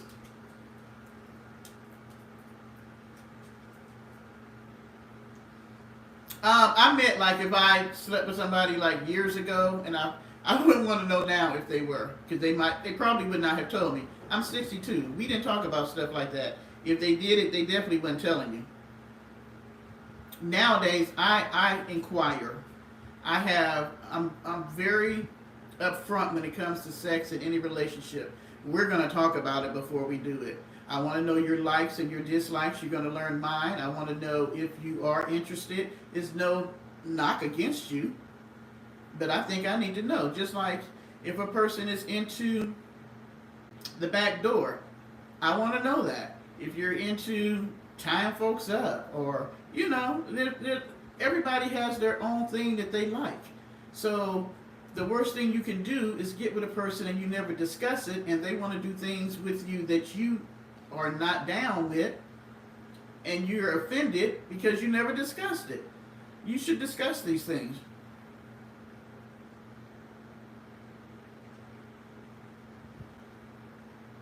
Now, like I said, years ago, men would never tell you. And I probably would not have inquired because I was very naive. I wasn't taught any of this. But now, I'm very much, like I say, we're going to talk about it. I'm going to, you're addicted? I like a man that's addicted. Yes, indeedy. Sure do. Sure do. But like I said, I'm very honest, very upfront. And if you can't discuss it with me, then that we have an issue. Because you want me to get naked with you, but we can't discuss it? Nah, we ain't doing that. We're not doing that. I think you should be able to discuss it. But I think you should be honest in any relationship, especially if you're talking about laying with somebody. Yes, I do. Yes, I do. I like a man that's addicted. I'm telling you, if you don't do that, then we can't be together. That's just my thing. That is my thing. But like I said, I'm very above board. Like I said, I'm kind of on the wild side of things, So, a lot of things that I would talk about honestly, some people might be offended about. Oh, look at Paulie talking about some legs shaking. Paulie, you been shaking some legs? Oh, one man's wish. This is me.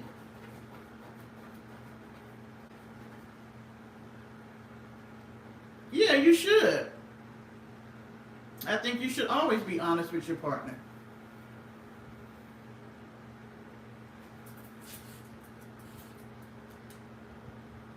That was against his religion? Oh, okay.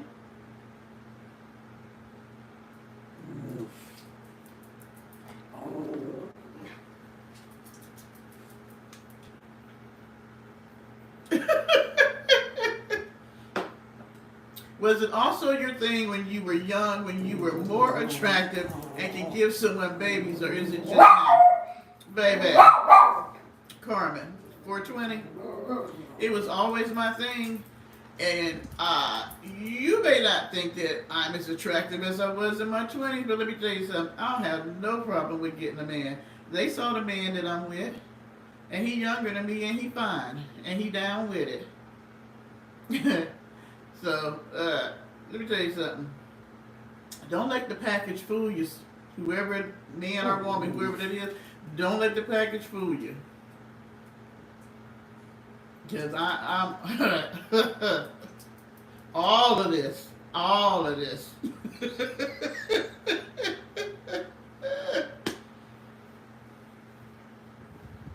That ruins her. Beverly, your mom had a lot of things to say. What she means it ruins you? How does it ruin you? Because if that's the case, I'm ruined. I'm ruined. No, I don't do that. I don't do that. I know it's a thing now, but I don't do the back door. Bailey and Parker sitting in the tree. I don't know. Bailey might not like Parker. Parker a little rough around the edges. I don't do the back door. I tell you that straight up. I talk about that too. If that's something you into. One guy told me, if I didn't do that, we couldn't be together. I was like, adios, amigos. Because I ain't down with that. Thank you. Thank you, Lovecraft. It ain't even 10 o'clock, huh? I'm just not. But I've had men say that women like it. I did, and I'll do this. I'll like take a survey of my girlfriends who have done it, and they've all said they did it to please the guy, and they were not into it. So my thing is, why do it? I'm not going to do something that is not pleasing to me just to please you. Now I like that too, Beverly. I can get with that. But yeah. But I'm not going to do something that I know that I don't like, because the odds are he's not going to do something that he doesn't like just for me. It has to be a mutual thing. We have to. That's why you discuss it. And there are women who love it. And if that's what they love, hey, like I said, everybody got their thing. And if that's what you like there, I have friends who don't like the oral. They say that they don't like doing it. They don't like a man to go down on them. So, I mean, but, hey. And then I got friends who like the back door. But it's just an individual choice. Like, for the longest, I wasn't a person that did it I wasn't a person that did oral on a man. And I would tell a man, let me tell you something. When I was coming up, I never had a guy ask me to do that. You just didn't have to back in the day. These younger girls done messed it up. They do some of everything.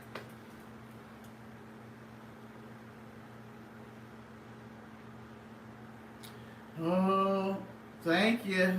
Wisdom from the Most High. We appreciate your thoughts. Everybody's opinion here is welcome. We don't have no judgment. You can be a person that don't believe in any of this, even if you're married. That is okay. I just feel like we're not going to knock anybody else for what they feel like they like.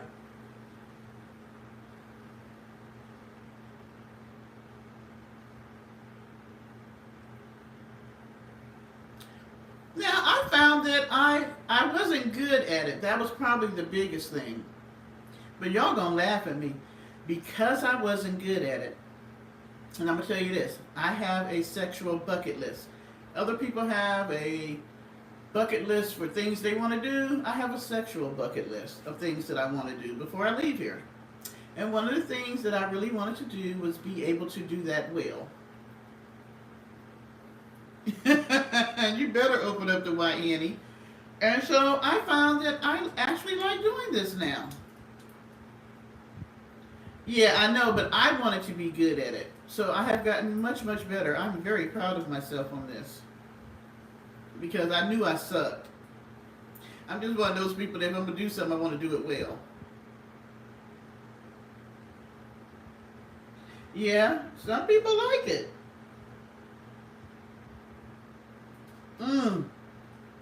Lovecraft, that is a good topic.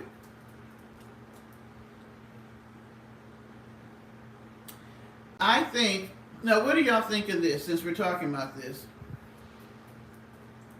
I was reading, because y'all know I'm into psychology, so I was reading where this psychologist did a study on porn and sexuality.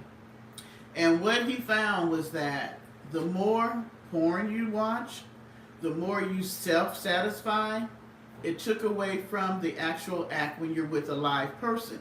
Because I hope men can understand this, for any men in the chat, porn is not real. Real women do not act like those women. So quit wanting us to be like those women. We're not. We're not. You sit there, you watch that, and you give it a live woman, and you expect she's going to be doing all that foolishness. She's not. And then, if you're self-satisfying all the time, the thing is, a woman will never be like your hand, and a man will never be like the toy you have. So what happens is, your body gets to a point where the other person cannot satisfy you because you've done it in another way to get that satisfaction too much. Am I making sense?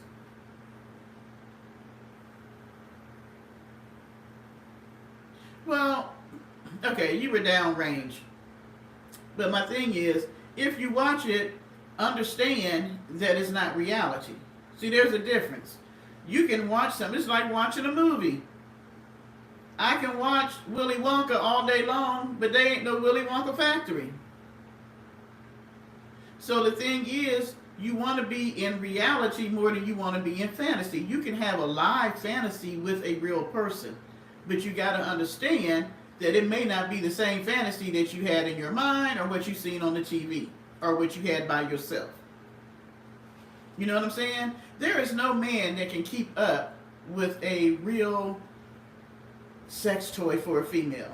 He ain't. He ain't got it. He ain't got the, he don't have the speed, the motion, or any of that. So if you're using that more than you are with a live person, the thing is the live person will never be able to satisfy you the same way and you will be disappointed. Now, if you're using these things out interchangeably, okay, because you're getting both. If you're in a situation where you're using it because you don't have a mate, just understand that the more you use it, the more that's going to be the thing that satisfies you versus a live person.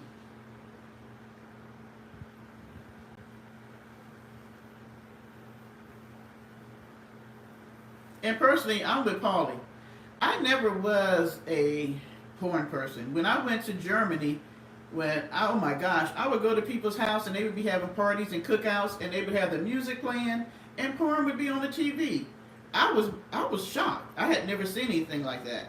And so I don't get into it because I'm like this. For me, I'm not necessarily visually stimulated like that. It's more for me, I need a real person.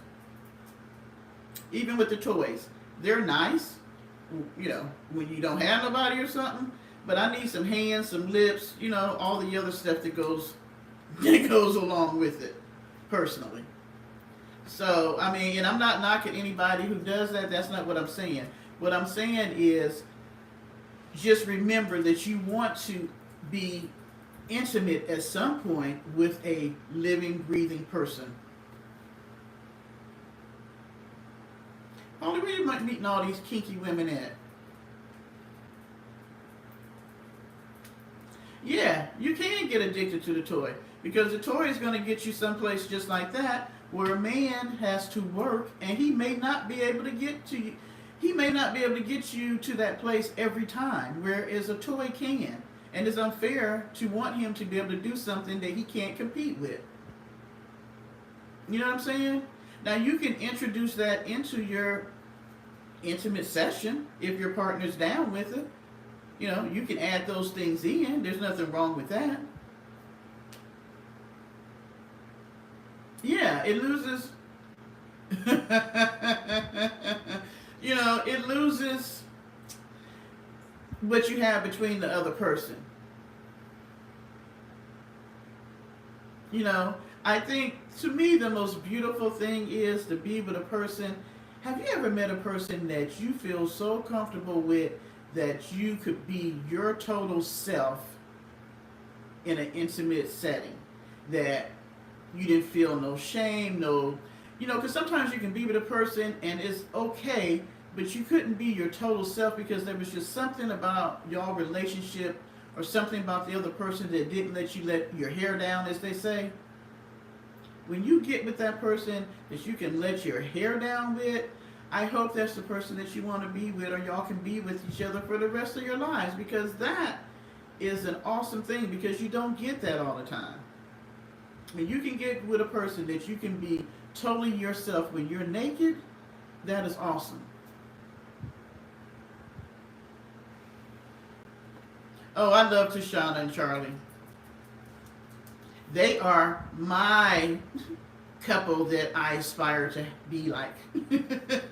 And they're a young couple. But you can just tell, for them to be travel as much as they do together and still love each other and want to be with each other, that's awesome. Because you try taking a trip with your significant other. That will be the test. Going on a trip. So being in a truck with your mate, yeah, we are one man's wish. You know why? Because of our jobs, we're so used to having to pack up and move. So even if you got a great relationship, one of you may be getting stationed someplace else, the other one getting stationed someplace else. So it gets you to a point where you learn how to leave people. And that's sad. that you can get to a point where you know how to leave people and it doesn't affect you the way that it should.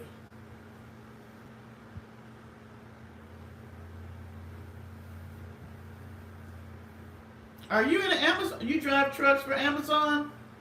So you've been delivering all the stuff that I like to buy.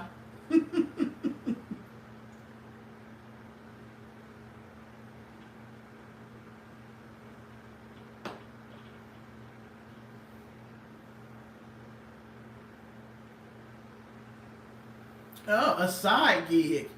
You just making all that money. You can send some of that down south, man. Ask your woman, is it okay if you send some money to a YouTuber? Yeah, you can tell that Tashana and Charlie love each other. And I am just so happy that you found your person, Tashana. You know, I know some of your backstory, so I am so happy that you found that person.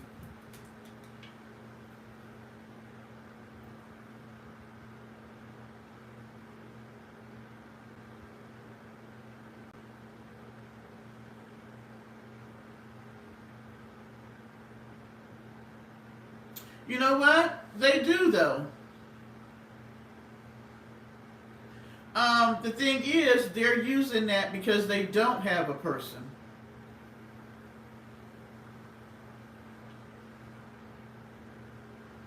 The thing is, if they had a real person, they wouldn't use the substitute. And that's the thing. You know, they're using that as a substitute because they don't have that real person.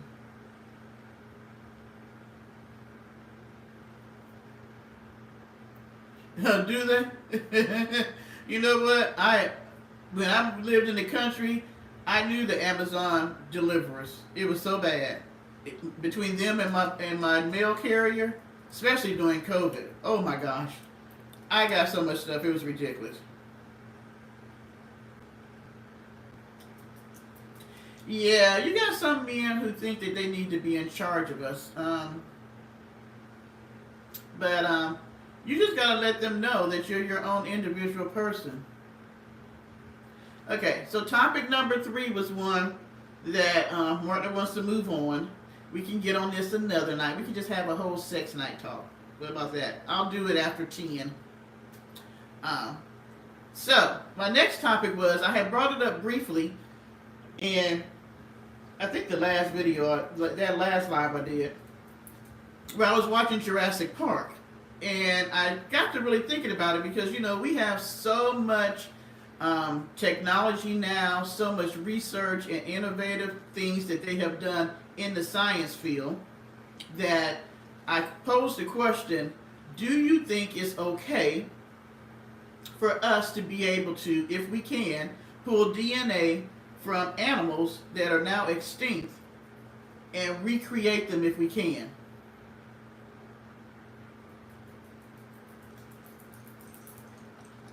Good idea, Lovecraft. We can hit all of that.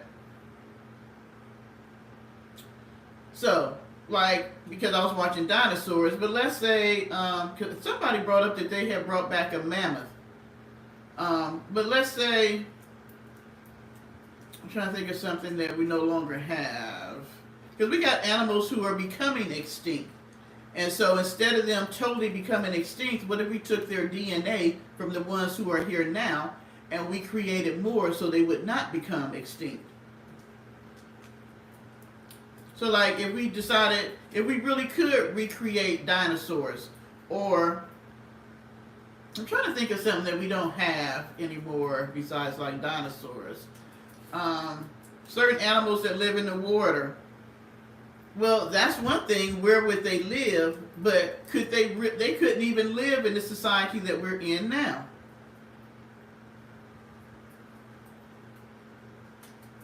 You gonna sub some of us good people? Another thing, where would they live? They couldn't live in the society that we live in now. But do you think, because when I started thinking about this, okay, we know that they did a sheep. We know that they take in parts from animals to put in humans. But what if, and I'm going to go to the bathroom on this, but I want you to think about this. If they could clone a person that you have lost, that you would really want to still be here, if they could do that for you, would you even think about or broach the topic of maybe bringing that person back? Ugh.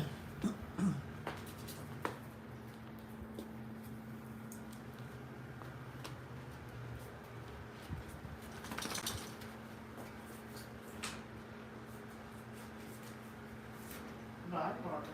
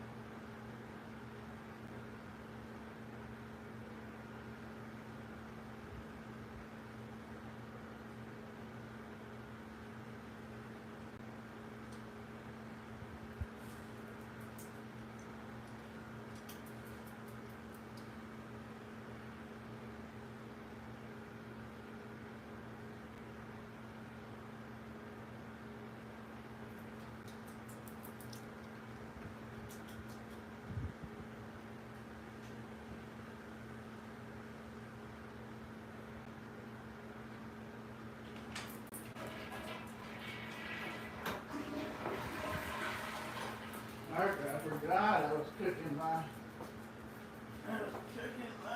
chili.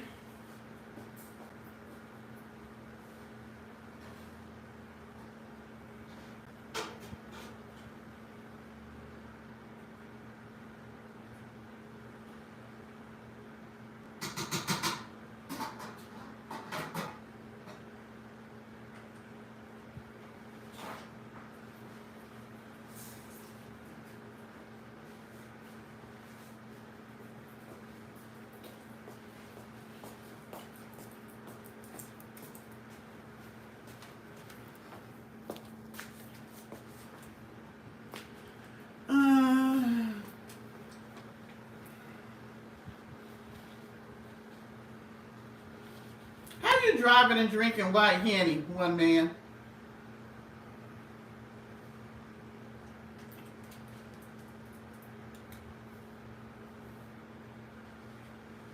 Okay, well, we can now create hearts and different body parts. They're not really telling people all this stuff, but they can. And, oh, you're on your 36-hour break. Are you at home? Are you someplace else? So my thing is, and I was thinking of kind of like Pet Cemetery, but not the scary part. So let's say that you lost a family member, and you really, you love them so much that you would love to have them in your life. If they told you that they could take the DNA from their body and bring them back, recreate them. I made chili. I forgot that I had it. I'm glad I had it on low. I made chili because it was cold. But tomorrow it'll really be good because chili's like spaghetti. You let it sit overnight and to get the flavors all in there. You gonna do that, BG? So what do y'all think? Would you do it or would you not? Oh, you're in a hotel drinking your white Henny.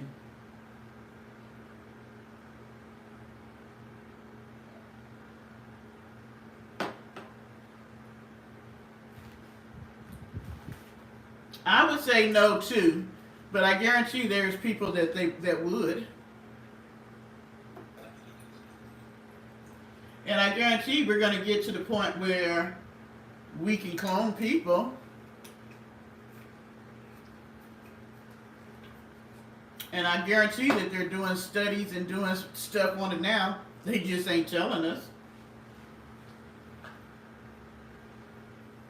But it made me think, because if we can clone animals, if we can make a sheep from a sheep, at some point we'll be able to make a person from a person. Now, I believe once you're gone, you're gone. But people with money who lost somebody, well, Nikki,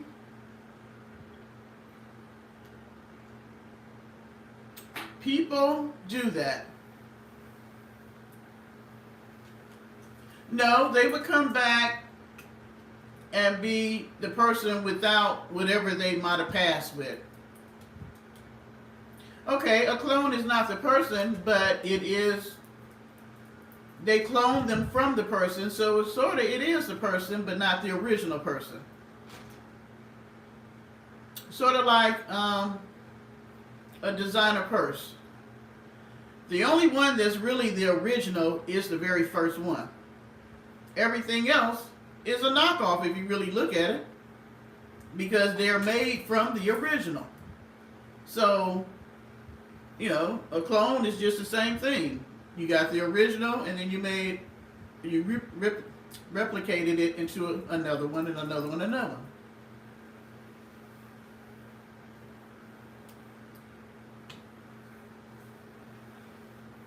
Now, see, you're getting into an area that I don't believe in cloning, personally. I believe that you were made to be that one individual, and when our time is up, our time is up. So I would not say that they have a soul, because they're not the original, and they're not the one that God created. They would be the one that man created. So they're like all this AI. I am sick of it already. I went to Bojangles, Parker, get off my couch, to get I had my grandson with me, and I was getting him a meal. So I didn't know this. Maybe you guys have it where you're at. I was shocked. So I ride up to the Bojangles to put my order in, and it's not a person, it's AI. Now, I thought the AI was worse than a person, because she started trying to get me to buy all this crap that I didn't want. And my thing is, this is all I want. Don't offer me nothing else. So, this AI thing, yeah, it's going to get worse. And if you looked at what happened on Monday, you seen who was around the newly elected and what they are CEOs over. So it's going to become worse, because one of the things they are wanting to do is outsource more jobs outside of the United States and use AI here. My thing is this: the first thing I thought of when I had that robot person take my order, what happened to that person who used to do that? That's a person that no longer has a job. So my thing is, AI is going to take a lot of jobs. And so what do these people do? Because everybody did not go to a school to learn computers or go to a college and all that. So all the jobs that AI are going to take are going to be lower level jobs that people had. So what happens to them? What happens to them? We already have an economy that is truly expensive if you have a job. And so when you take somebody's job away from them and they don't have the skill level to really get another job in a different career field, or maybe they're too old, they feel like to go back to school to learn, or they may not have the resources right then, because that means if I got to learn a new job, I still got to find the resources to be able to pay for me to get the skills. But what am I supposed to do in the interim? So what happens to these people? I'm really looking at this long term, because that's going to affect a lot of people, and people are not thinking about it. I remember years ago when they started saying, you need to look at the type of position you have, the type of career you have, and see if it's lining up with technology and all this stuff. And I was always a person that would look out and see whichever direction I was going. I always like to look at what they projected this career field to be like in 5 years, 10 years, 15 years. Are they going to be able to need you? And so, because I went into counseling, I knew that AI couldn't do that.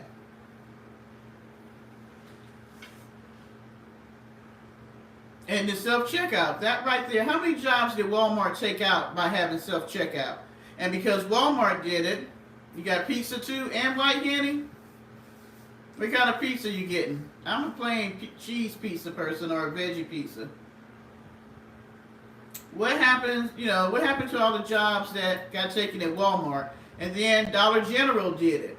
And then all the other stores started doing it because Walmart did it. All it takes is one, and then everybody else follows.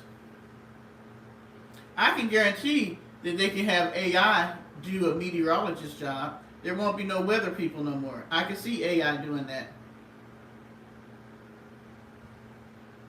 Girl, they got AI doing so much stuff now because you can have AI look like anybody. So they have AI writing books, writing film scripts, putting people in positions that they never thought they'd be in because they're faking them out. The Hollywood is up in arms about it. That's why they were striking so much, because of the fact that they can take a star's image because of their contract and reuse it, and the stars ain't even in it. You're just using their image.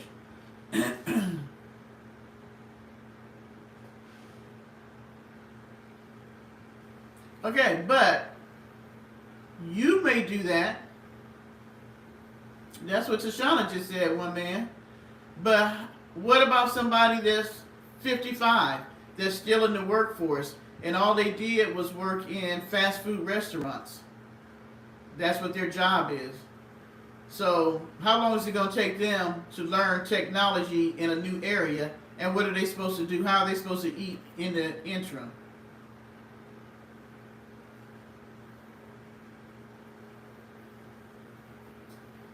Yeah, oh my gosh. I am so sick of AI.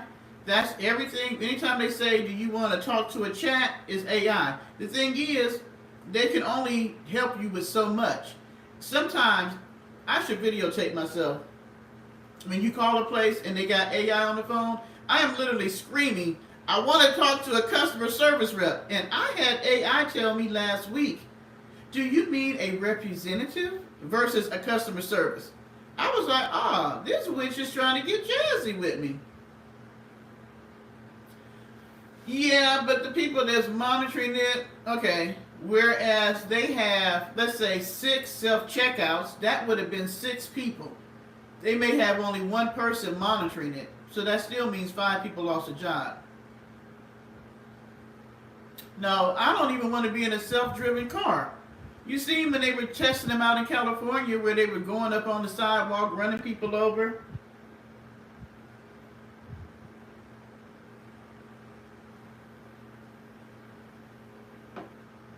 I don't want a car that's driving me. I just don't. I either want to drive myself or somebody else drive me. You know? I can tell I'm getting old because I'm getting a little resistant to things. You know, the younger people are so used to having technology a part of their life that it's easy for them to conform over to this stuff. Like, I can only imagine my grandson that's 3 years old, he's going to be raised with AI. Whereas with me, we never even thought about AI. You know? And it's a bit scary. Because have you noticed? This is when I really start paying more attention to it. I got this funky iPhone. And the only reason why I got the iPhone was because at the time, I worked in health insurance. That's what I did for a lot of years. And the company that I worked for, they were giving us a good deal on the Apple Watch. Well, I didn't have an iPhone, but I wanted the watch. So I went and switched over and got an iPhone so I could get the watch. So once I got that, let's see, what did it say? Who said this? I know how to fly airplanes, and I went to flight safely when we were Cuban. Oh, no, they are not talking about commercial. Well, you know what? I can see them doing that because they don't have a lot of people going into the field of being pilots. And one of the things that they have found is that the pilots have gotten older. They don't have a lot of newer, younger people coming in wanting to do that type of job. And so they're now recalling older pilots to come in to help them. So I can see them doing that.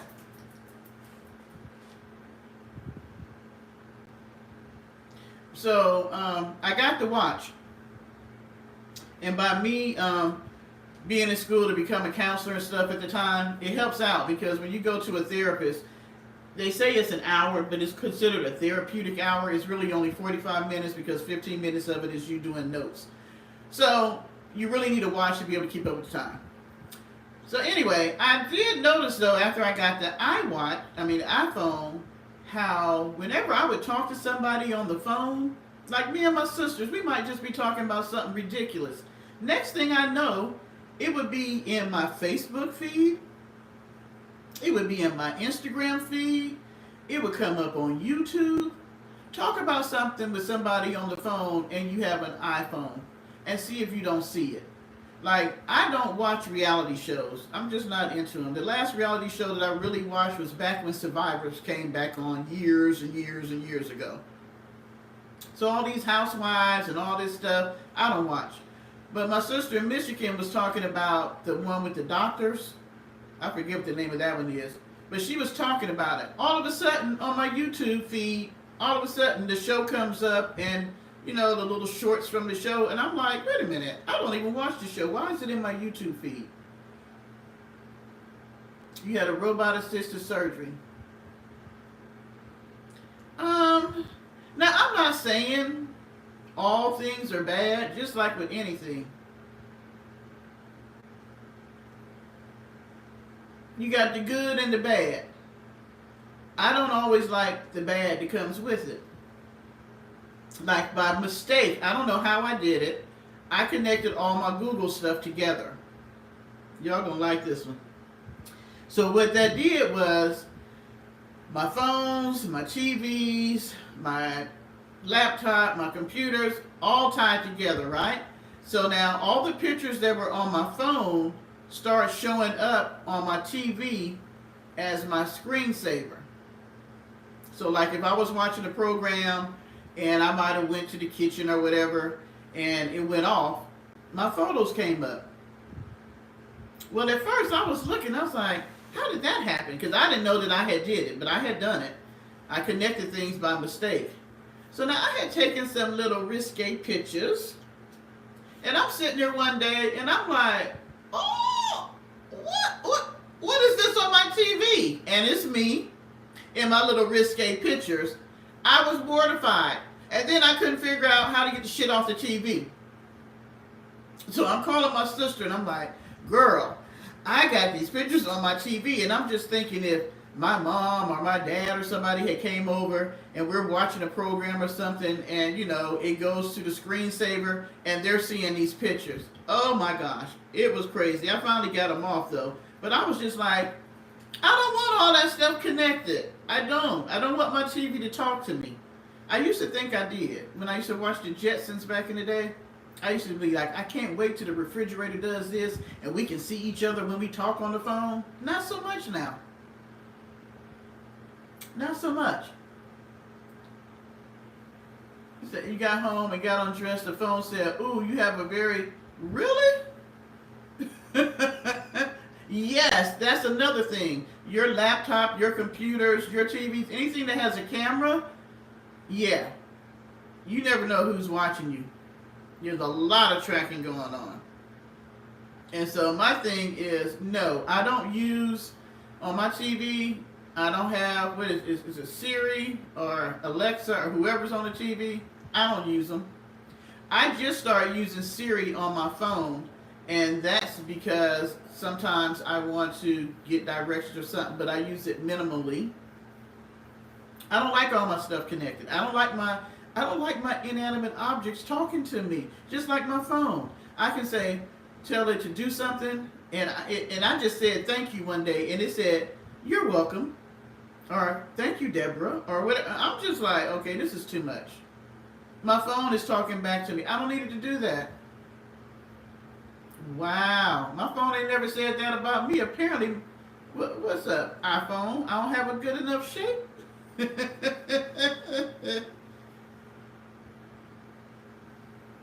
Yeah, I found it, Paulie, because I tell you what, I was shocked. I was like, oh my God, I could not believe those pictures was coming up on my TV. You got to be careful when you start connecting stuff and say, yes, I want all my you know, electronics to be on one accord and all this stuff. Yeah, you never really you delete things in your mind because you don't see it, but it's always out there.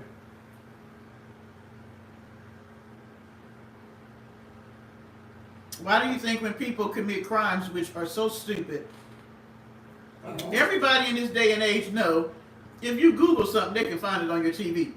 So if you want to kill somebody, why would you Google how to murder somebody or how to poison somebody or how to do this?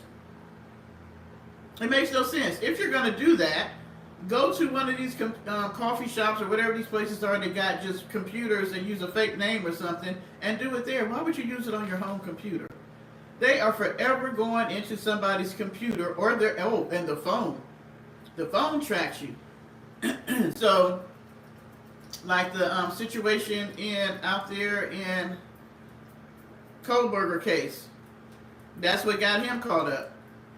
Him using his phone or his phone being on, and they were able to track him being in that neighborhood all types of times and hours, and also they could see where you had your phone on, then you turned your phone off for a certain period of time, then you turned your phone back on. So you turning your phone off does not help you. You leaving your phone at home might help you. But yeah, I mean, it is crazy. There is, I mean, between the cameras everywhere, if the city or the county or the state don't have cameras, your neighbors got cameras. I guarantee probably majority of my neighbors out here got some type of ringtone, ring bell or whatever the case may be. So they see us all coming and going. You can delete it from your searches, but it's still going to be, you know, they got the cloud. It's still going to be out there. You can delete it from your searches, but it's still going to be in your computer that a computer analyst can go in and pull up everything that you ever did on your computer. You can do that, but it's still out there, Lovecraft.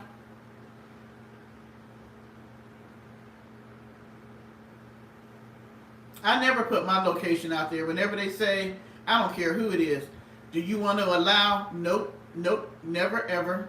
Don't want you to know where I'm at. And why does Uber Eats need to know where I'm at? You got my address, you come. I don't need you to track me. They can still get anything you've ever done on your computer and your phone. They can pull it up even if you delete it or clean out your cache or your history and all that. They can still pull it up. It's never gone. Just like McNasty thinking that because she deletes her videos and we can't see them, they're still in YouTube history. YouTube can pull those same videos up. It's never gone. Never, ever, ever, ever. Every video that I put out here is always going to be here. That's why whatever I say, I'm mindful about it, but I don't care if it's out here forever. I would never get on here and do a story about my mother or my sister or my son that would be horrifying to them because it's going to be out here in cyberspace forever. You let Google follow you? That's where McNasty got messed up. I remember one time, when the whole thing came up about her being, after she ran over the dog and she went to them people farm or something they let her stay for free, and she got mad and wanted to know how people knew where she was because she had her Google, you could see it right on her page. She had her Google tracking on and it showed every place that she went.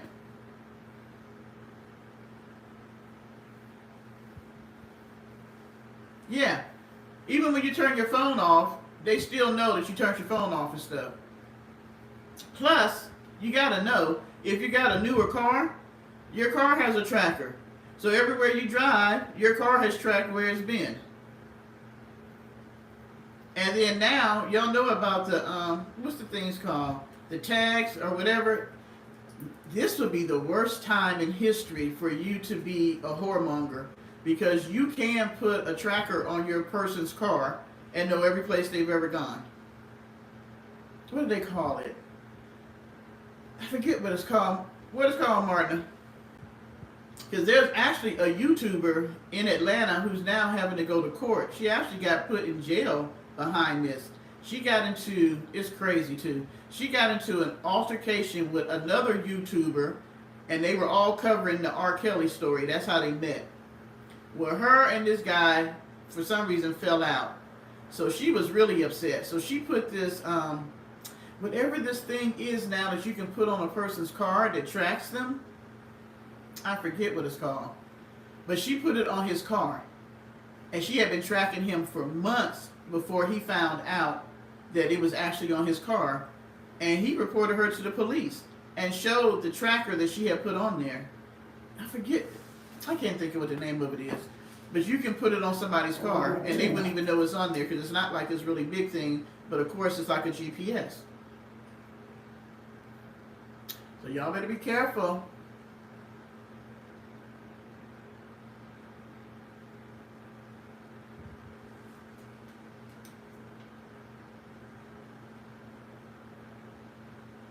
Oh yeah, you definitely want to do that. Hi, Princess Diva. In this day and age, there's nothing that's private anymore. Nothing. Nothing's private. It's all out there for everybody to see, whether you want them to see it or not.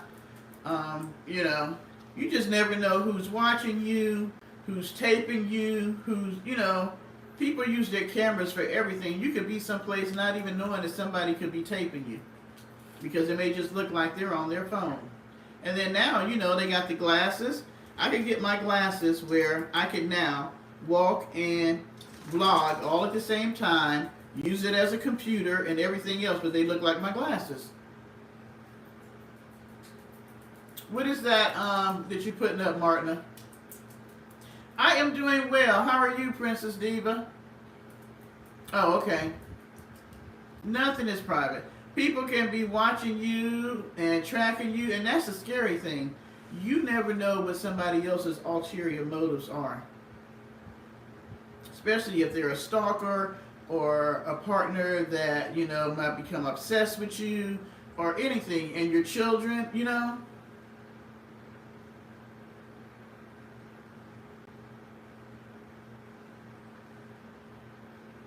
Yeah, nope, it ain't deleted. They might have thought it was deleted, but it can always be pulled up. I'm glad you're doing well, Princess.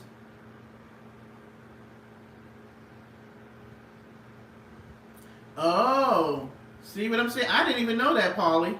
But see, you could easily do all kinds of stuff with them glasses. Nobody would know the difference. You know? Because, you know, you think, oh, those are so neat. But then there's somebody else thinking about how they can use them in the wrong type of way.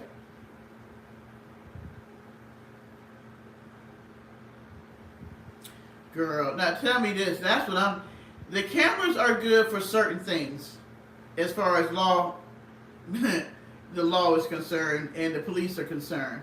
Because it's so funny that you got cameras, but when it's necessary, there is either the tape ain't there or the person erased it or they taped over it and all this kind of stuff like that. But the one thing that I found that normally helps in a crime is people who have the cameras on their homes. Those things have solved more crimes because most people are not out there erasing. They're constantly keeping it rolling because you never know what's on there. I love watching the YouTube videos of the people coming up on people's porches and all. A lot of it is scary though.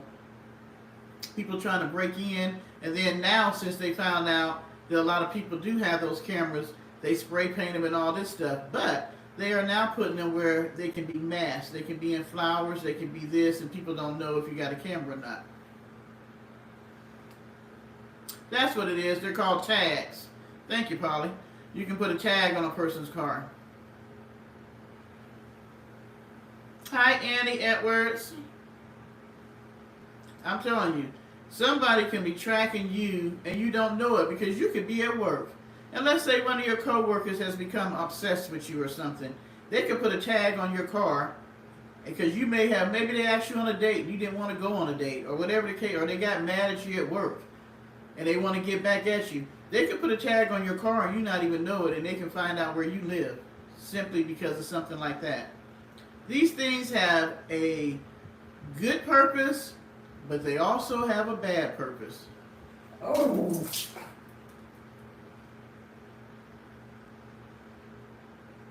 Girl, I got one of them. I was going to Charlotte, and we don't have that here. We don't have tolls in South Carolina. We don't have, what is it, the share ride lane and all that kind of stuff. We don't have that here. So I'm driving to Charlotte, not thinking anything about it. I'm going up there for the weekend to hang out, you know. So I get back home, maybe 2 weeks later, I get a ticket. So I'm saying to myself, this ain't my ticket. Because I wasn't speeding, but they said, oh, these cameras are good because they were in on my license tag, on my license plate. They had my tag lit up, and I'm like, well, yeah, that's my car. Apparently, I was in the share drive lane or whatever. People shared rides to work. It was a weekend, though. But I was in the lane, and I wasn't supposed to be in the lane, but I didn't even know that that was the type of lane it was. I was just in the lane, passing, going faster than I probably should have. And so I probably rode in the lane for too long. I don't know. And then they looked to see that there was nobody else in the car with me. And so I got a ticket for that. You have a camera on the inside of your windows of your car or your home.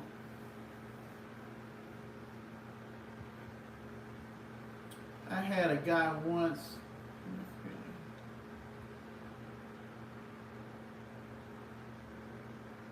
Ooh. I haven't had any issues with my PayPal. Thank you, Jesus. But I did have somebody mess up my Facebook page, which I don't understand because at that time, I probably had less than 250 people. Because I'm only friends with people that I'm actually friends with. So just because I went to high school with you, if we didn't really talk in high school and I ain't seen you in years since high school, I don't need to be your Facebook friend. So somebody came in and they thought it would be funny. They erased all of my friends. The only people that they still had as my friend, which I don't know if they knew this, but they were all people who were deceased. And when I went in, they had changed the email address and all this stuff.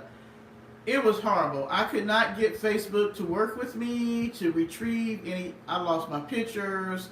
I lost, any history I had in Facebook. I lost all my friends' contacts. And so if you ever try to get people to become your friend again on Facebook after they were your friend, you can hang it up because they don't want to, because they think that it's somebody who's trying to hack them. So they won't be your friend again because they're like, I'm already their friend.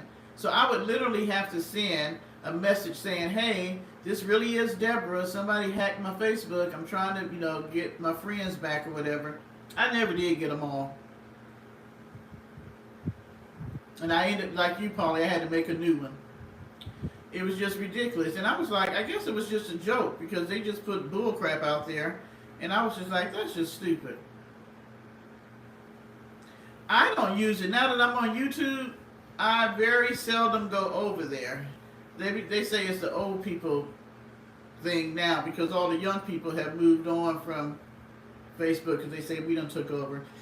So I go over there every now and then, see who posted something. Most of the time I just go over there because I'm looking at Marketplace to see what somebody else might be selling. But yeah.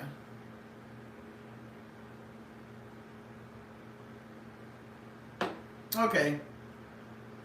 My last and final topic, and everybody may not know this one. I don't know, how many of you all go over to like the religious area of YouTube genre? YouTube has many different, I like to consider them neighborhoods, sort of like. I consider YouTube as like this really big virtual city. And so each neighborhood has its own thing. Like you got the mommy sector, You got the beef sector. You got the family sector. You got the cooking sector, the hair, the makeup, the cars. I mean, there's a zillion sectors on YouTube. But there's the religious sector. And so they're the people that are either calling out all the people that are doing wrong in the religion sector, or they're either trying to do like McNasty, get your money by preaching a false god to you, something like that. Well, there's this guy named Larry Reed. Have any of y'all heard of him? His channel is Larry Reed Live. And I stumbled up on him when I first started watching, because I didn't start watching YouTube till 2019. I didn't even know about YouTube, to be honest. I had a whole life doing whatever I was doing. Never even heard of YouTube. I stumbled up on it because I decided to retire, and I was semi-retired because I counseled on the weekend, but I didn't work Monday through Friday. And so I had a lot of time on my hand. I don't even know how I decided to go to YouTube. But when I first started, I was over in the arts and crafts. I'm a big crafter. So when I seen people doing Dollar Tree crafts, oh my goodness, I fell in love with that. I was like, Miss Dollar Tree craft down. And then somehow I moved over into other sectors, and one of the ones was like the ones who talked about religion. I don't even know how I got over in there. But I did that for a while, especially during COVID. And I met a lot of good people in the chat. The chat is like the best place to be. You meet a lot of people in the chat. And so I have met, matter of fact, I met 2 people in the chat, and we talked to each other all during COVID. And I have to thank them so much because we talked to each other and we kind of kept each other going during COVID because I live by myself. Okay, Lovecraft. Yeah, so it just came out, but what I'm hearing is old information. I don't know. I hadn't heard it. I always knew there was something fishy about him because a person that kind of, when they're talking about God and they have their own stuff they put in there, and it's not biblical, from what I know. And then he hung out with this guy. Years ago, there was this guy that called himself the Master Prophet. Still does. But at that time, he had dreadlocks. You know, back in the day, before we had YouTube and all this stuff, you had the infomercials. And late at night, you would have a lot of people that was selling God that would come on late at night. And so this guy called himself the Master Prophet. And he would be selling like prayer cloths, prayer oil, prayer water, all this stuff. Well, now he still calls himself the Master Prophet, but he is millionaire now, mega millionaire, living in New York in some big old mansion that he done made money off of from all them people sending him money for prayer cloths that probably did not work. Well, that's Larry Reed's mentor. So I ended up watching him because I'm always curious about human behavior. And so I was just like, there's something not right about this guy. He's always asking about money. It's always about money, this, and this. And he was a bragger. He was one of these people that the more people gave money to him and the more money he started to make, he bragged and bragged. And I've always had an issue with people who didn't have anything, all of a sudden end up getting something, and then you're better than everybody else. So now all of a sudden the thing that you'll say is, well, I have more money than you, or you can't say nothing to me because I'm this, I'm that, and the other. And that's how he was. And I'm like, well, I thought you were supposed to be a pastor, a preacher, a prophet, all these things. Anyway, it kept coming up about the fact that he was a child molester in his past, and probably still is. And then people start from his churches, people, young men who are now men, but they were young boys, then start coming up accusing him of things. He kept saying it wasn't true, wasn't true, wasn't true, wasn't true. The one thing I did notice about him, he always surrounded himself with a group of men. Always with a group of men. Even though he was married for many years, his wife was in the military, and she ended up divorcing him, and she married a woman. And then there were some major issues with her and the woman, and so she divorced the woman, and then they all moved in together and a big old house in Atlanta, because that's where he was. So the more money he made, the more he would get a bigger house and a bigger house. So like now he has this humongous house where he has a studio in the bottom, and for years, for a couple of, I'm gonna say about 3 or 4 years, she lived downstairs that he had made sort of like into an apartment for her. She has now since moved out. But all of them were living together. Him, his ex-wife, because they were no longer married, the 2 children, and then 2 other men, and one of the men had a son. Well, when he moved out of one mansion, he gave it to one of the guys he considers his best friend. And he's even said that if this guy was not a male, if he was a female, he would have married him because he loves him that much. And then I started noticing that his children were having issues. I mean, they're smoking weed. They got the weed man throwing bags of weed over the big fence in the big neighborhood, and they getting high in the bedrooms, and you got to take the doors off and all this foolishness. They fighting their mama. All kind of craziness, but you're supposed to be this man of God. And all in the midst of all this, it kept coming up about him and boys. Him and boys. He kept lying. Well, last year it kind of hit the fan. A guy that had worked for him for many, many years, that came to him when he was a young man, came out and said that he had been having a relationship with him for years. Then there was this guy that came from the islands that he met, and they started having a relationship. Then videos started coming out of him in hotel rooms saying stuff to people. It was just a big mess. Well, today I'm watching, and it comes up with the fact that he had gotten to the point where he had gotten himself out there, that he had YouTube, he had started his own reality show, he had gotten on BET, he was in a couple of programs on BET, he was in movies and all this stuff like that. All of that got squashed because YouTube is a powerful tool. Let me tell y'all something.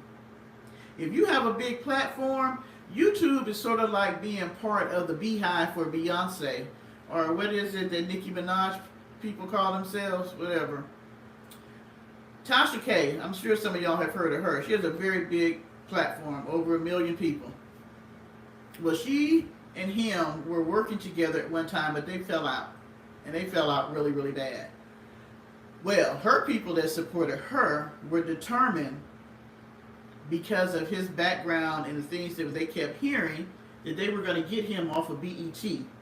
They called BET so much, wrote BET so much, that the 2 programs that he was on, BET let him go. Because they said they thought it was going to die down, and it never did, and they were sick and tired of getting all the phone calls and the letters and the emails and all this stuff, that they let him go. So he's very upset, because that's money out of his pocket. But my thing is this. He now has started coming over talking about how the church should be more inclusive of people who are gay, and there's nothing wrong with gender-loving people of the same sex and all this stuff like that. All this stuff, he's trying to be real buddies with people in the LGBTQI community. My thing is this. You have a YouTube church now. Thousands of people. I have watched this show. People have literally, while I'm watching, sent him super chats for like $900, $1,000, $1,500. I'm just like mesmerized about the amount of money that people will send somebody on YouTube who they don't freaking know. Sort of like the McNasty and Charlene stuff. This man is a pedophile. He is. And it has come out that all these men that have been surrounding him, those who are single and those who are married, he takes them on trips to like Dubai. They go to Vegas, to California. There's never any women. It's him and these men. And they be having these, let's just say, lovely trips with the men. If that is what you're into, don't cover it up with God. Just say who you are. I think it's all coming out because all this mess with T.D. Jakes and this guy that's suing him went on Larry's show. So now T.D. Jakes is suing the guy and Larry. But you ain't going to mess with T.D. Jakes. And T.D. Jakes got way more money than Larry. You ain't going to get out here and act like you're going to pull T.D. Jakes down and he ain't going to come back and fight. I was like, what we gonna find out is Larry ass is gonna be back out here on the streets with the rest of us and not be the big dog. Maybe y'all can help me with this. Because like I said, I'm 62 and a lot of you all are much younger than me. Why is it still where people just won't be who they are and be honest about who they are versus lying to the masses? Especially when you call yourself a Christian or when you're in the church.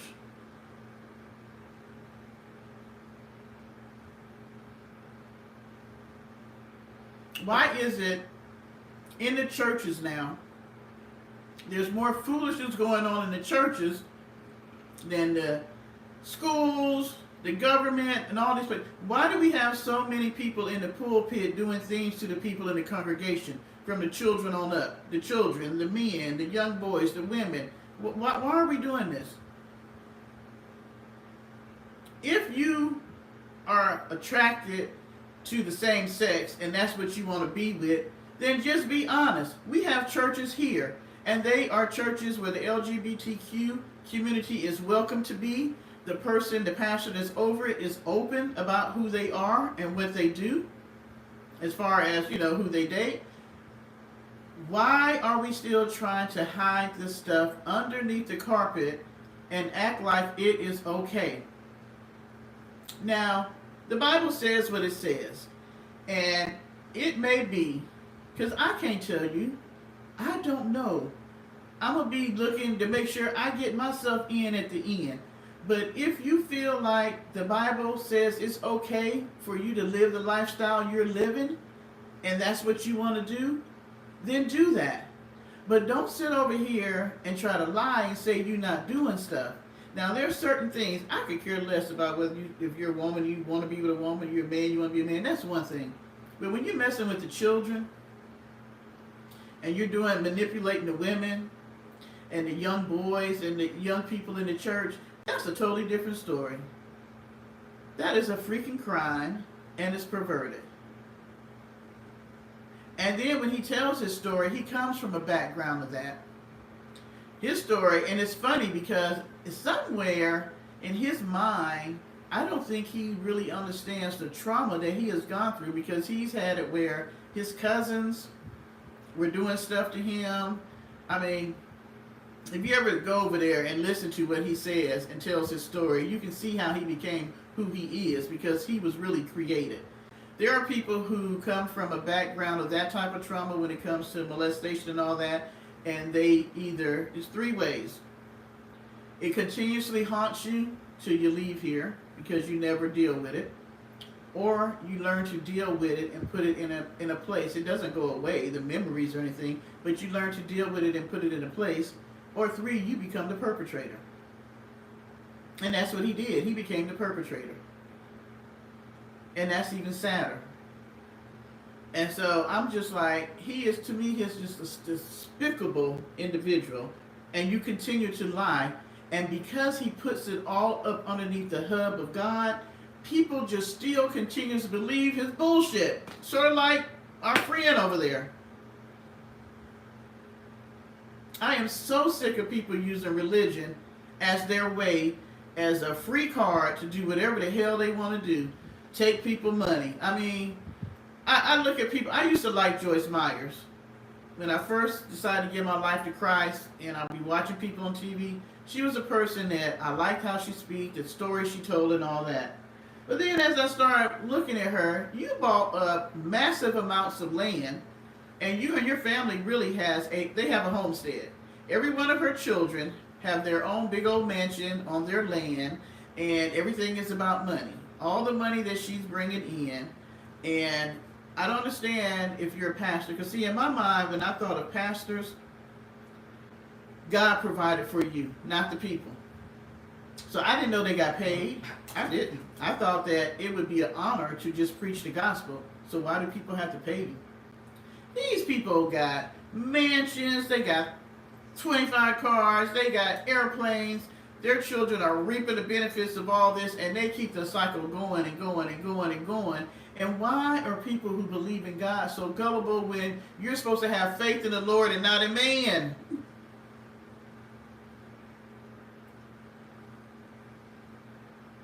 No, I don't. I don't get it. Because I've been in the church ever since I was a kid. And I just don't get how people are so gullible. I just, in my mind, it's like I can't conceive it. That's why Vanessa made me so mad. How can people be so gullible behind this crazy but woman? Yes, Martin, he will. But how many people in the interim will they damage? How many souls will be at their hands because they done jacked them up on this side of the fence?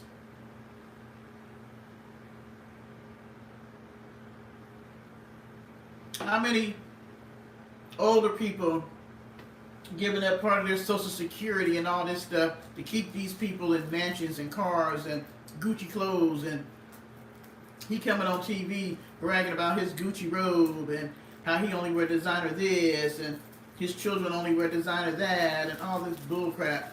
It's all about the money. All about the money. I used to like T.D. Jakes. I liked him because I think he still is. I can't take his gifts away from him. He is a great orator. He is a person that really has the ability to speak and people listen. But you gotta pull back the covers.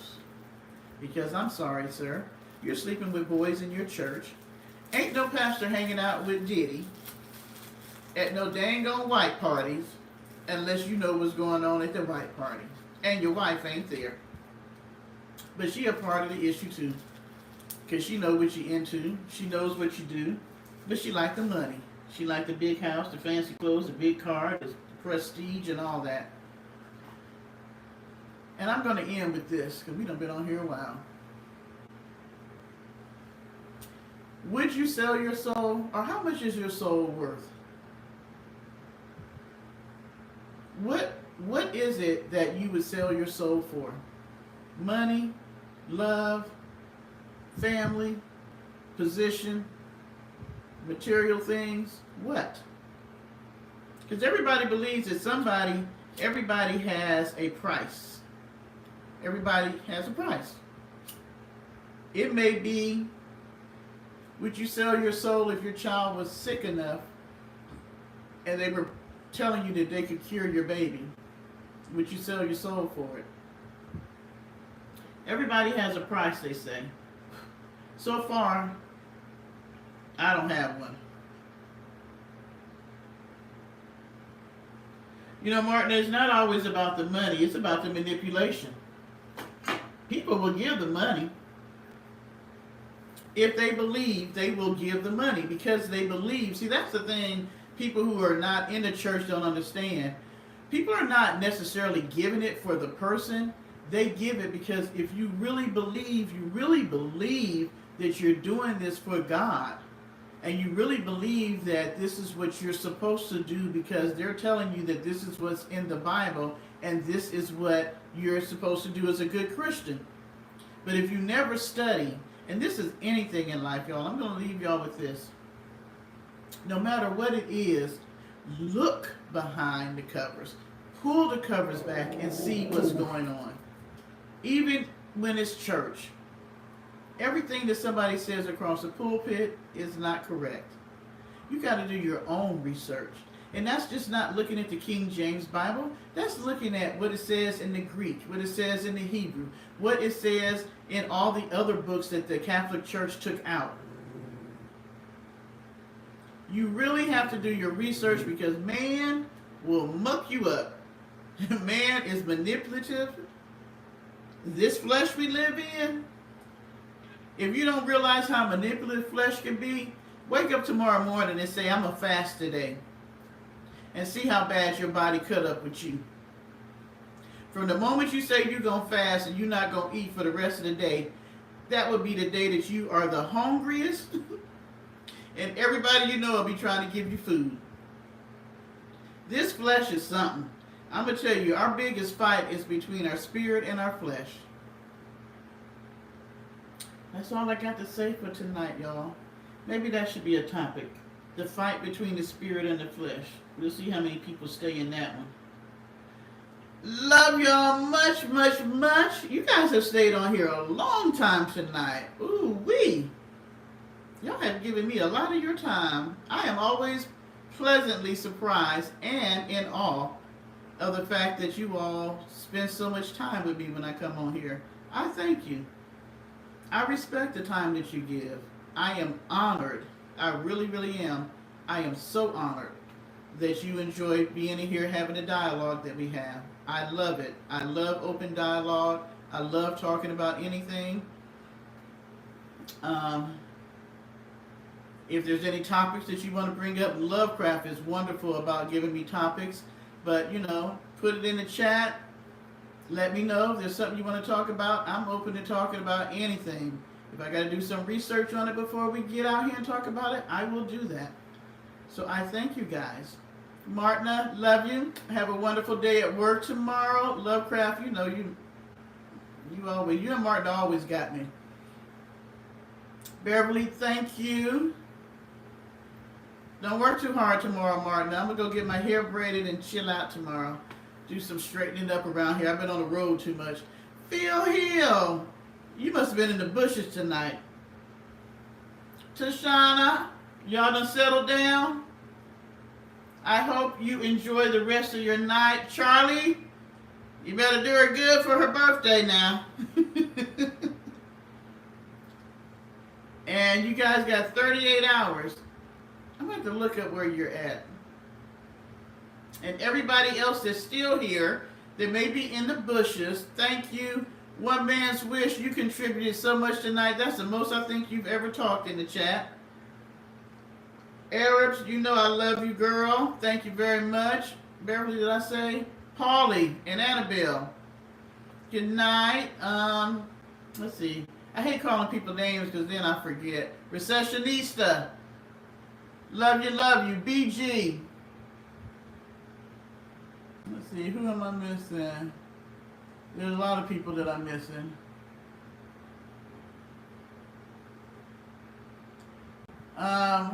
McNasty, yeah. We know that you've been in the chat tonight. Chestnut, you don't have to be in the bushes, babe. Come on out and say something. I want everybody to have a voice. Y'all come out them bushes. You should know by now that you can come out here and say anything you want. We're going to respect what you say. We don't have to agree. We can agree to disagree. It don't matter. Thumbs up on your way out if you haven't thumbs up. And if you're new and you decide you like the conversation tonight, please subscribe. And McNasty, I look forward to you having something to say about what we said tonight. And we will have commentary on that. And leave that little girl alone and quit combing her hair. Quit bossing her around. Go find your grandbaby and see what he's up to. Love you guys. You have a wonderful weekend. Who knows? I might be back. I might not. I ain't on the road this weekend, so I might give y'all a lot of my time this weekend. Good night. Parker says good night. Parker says happy birthday to Shauna. Love y'all.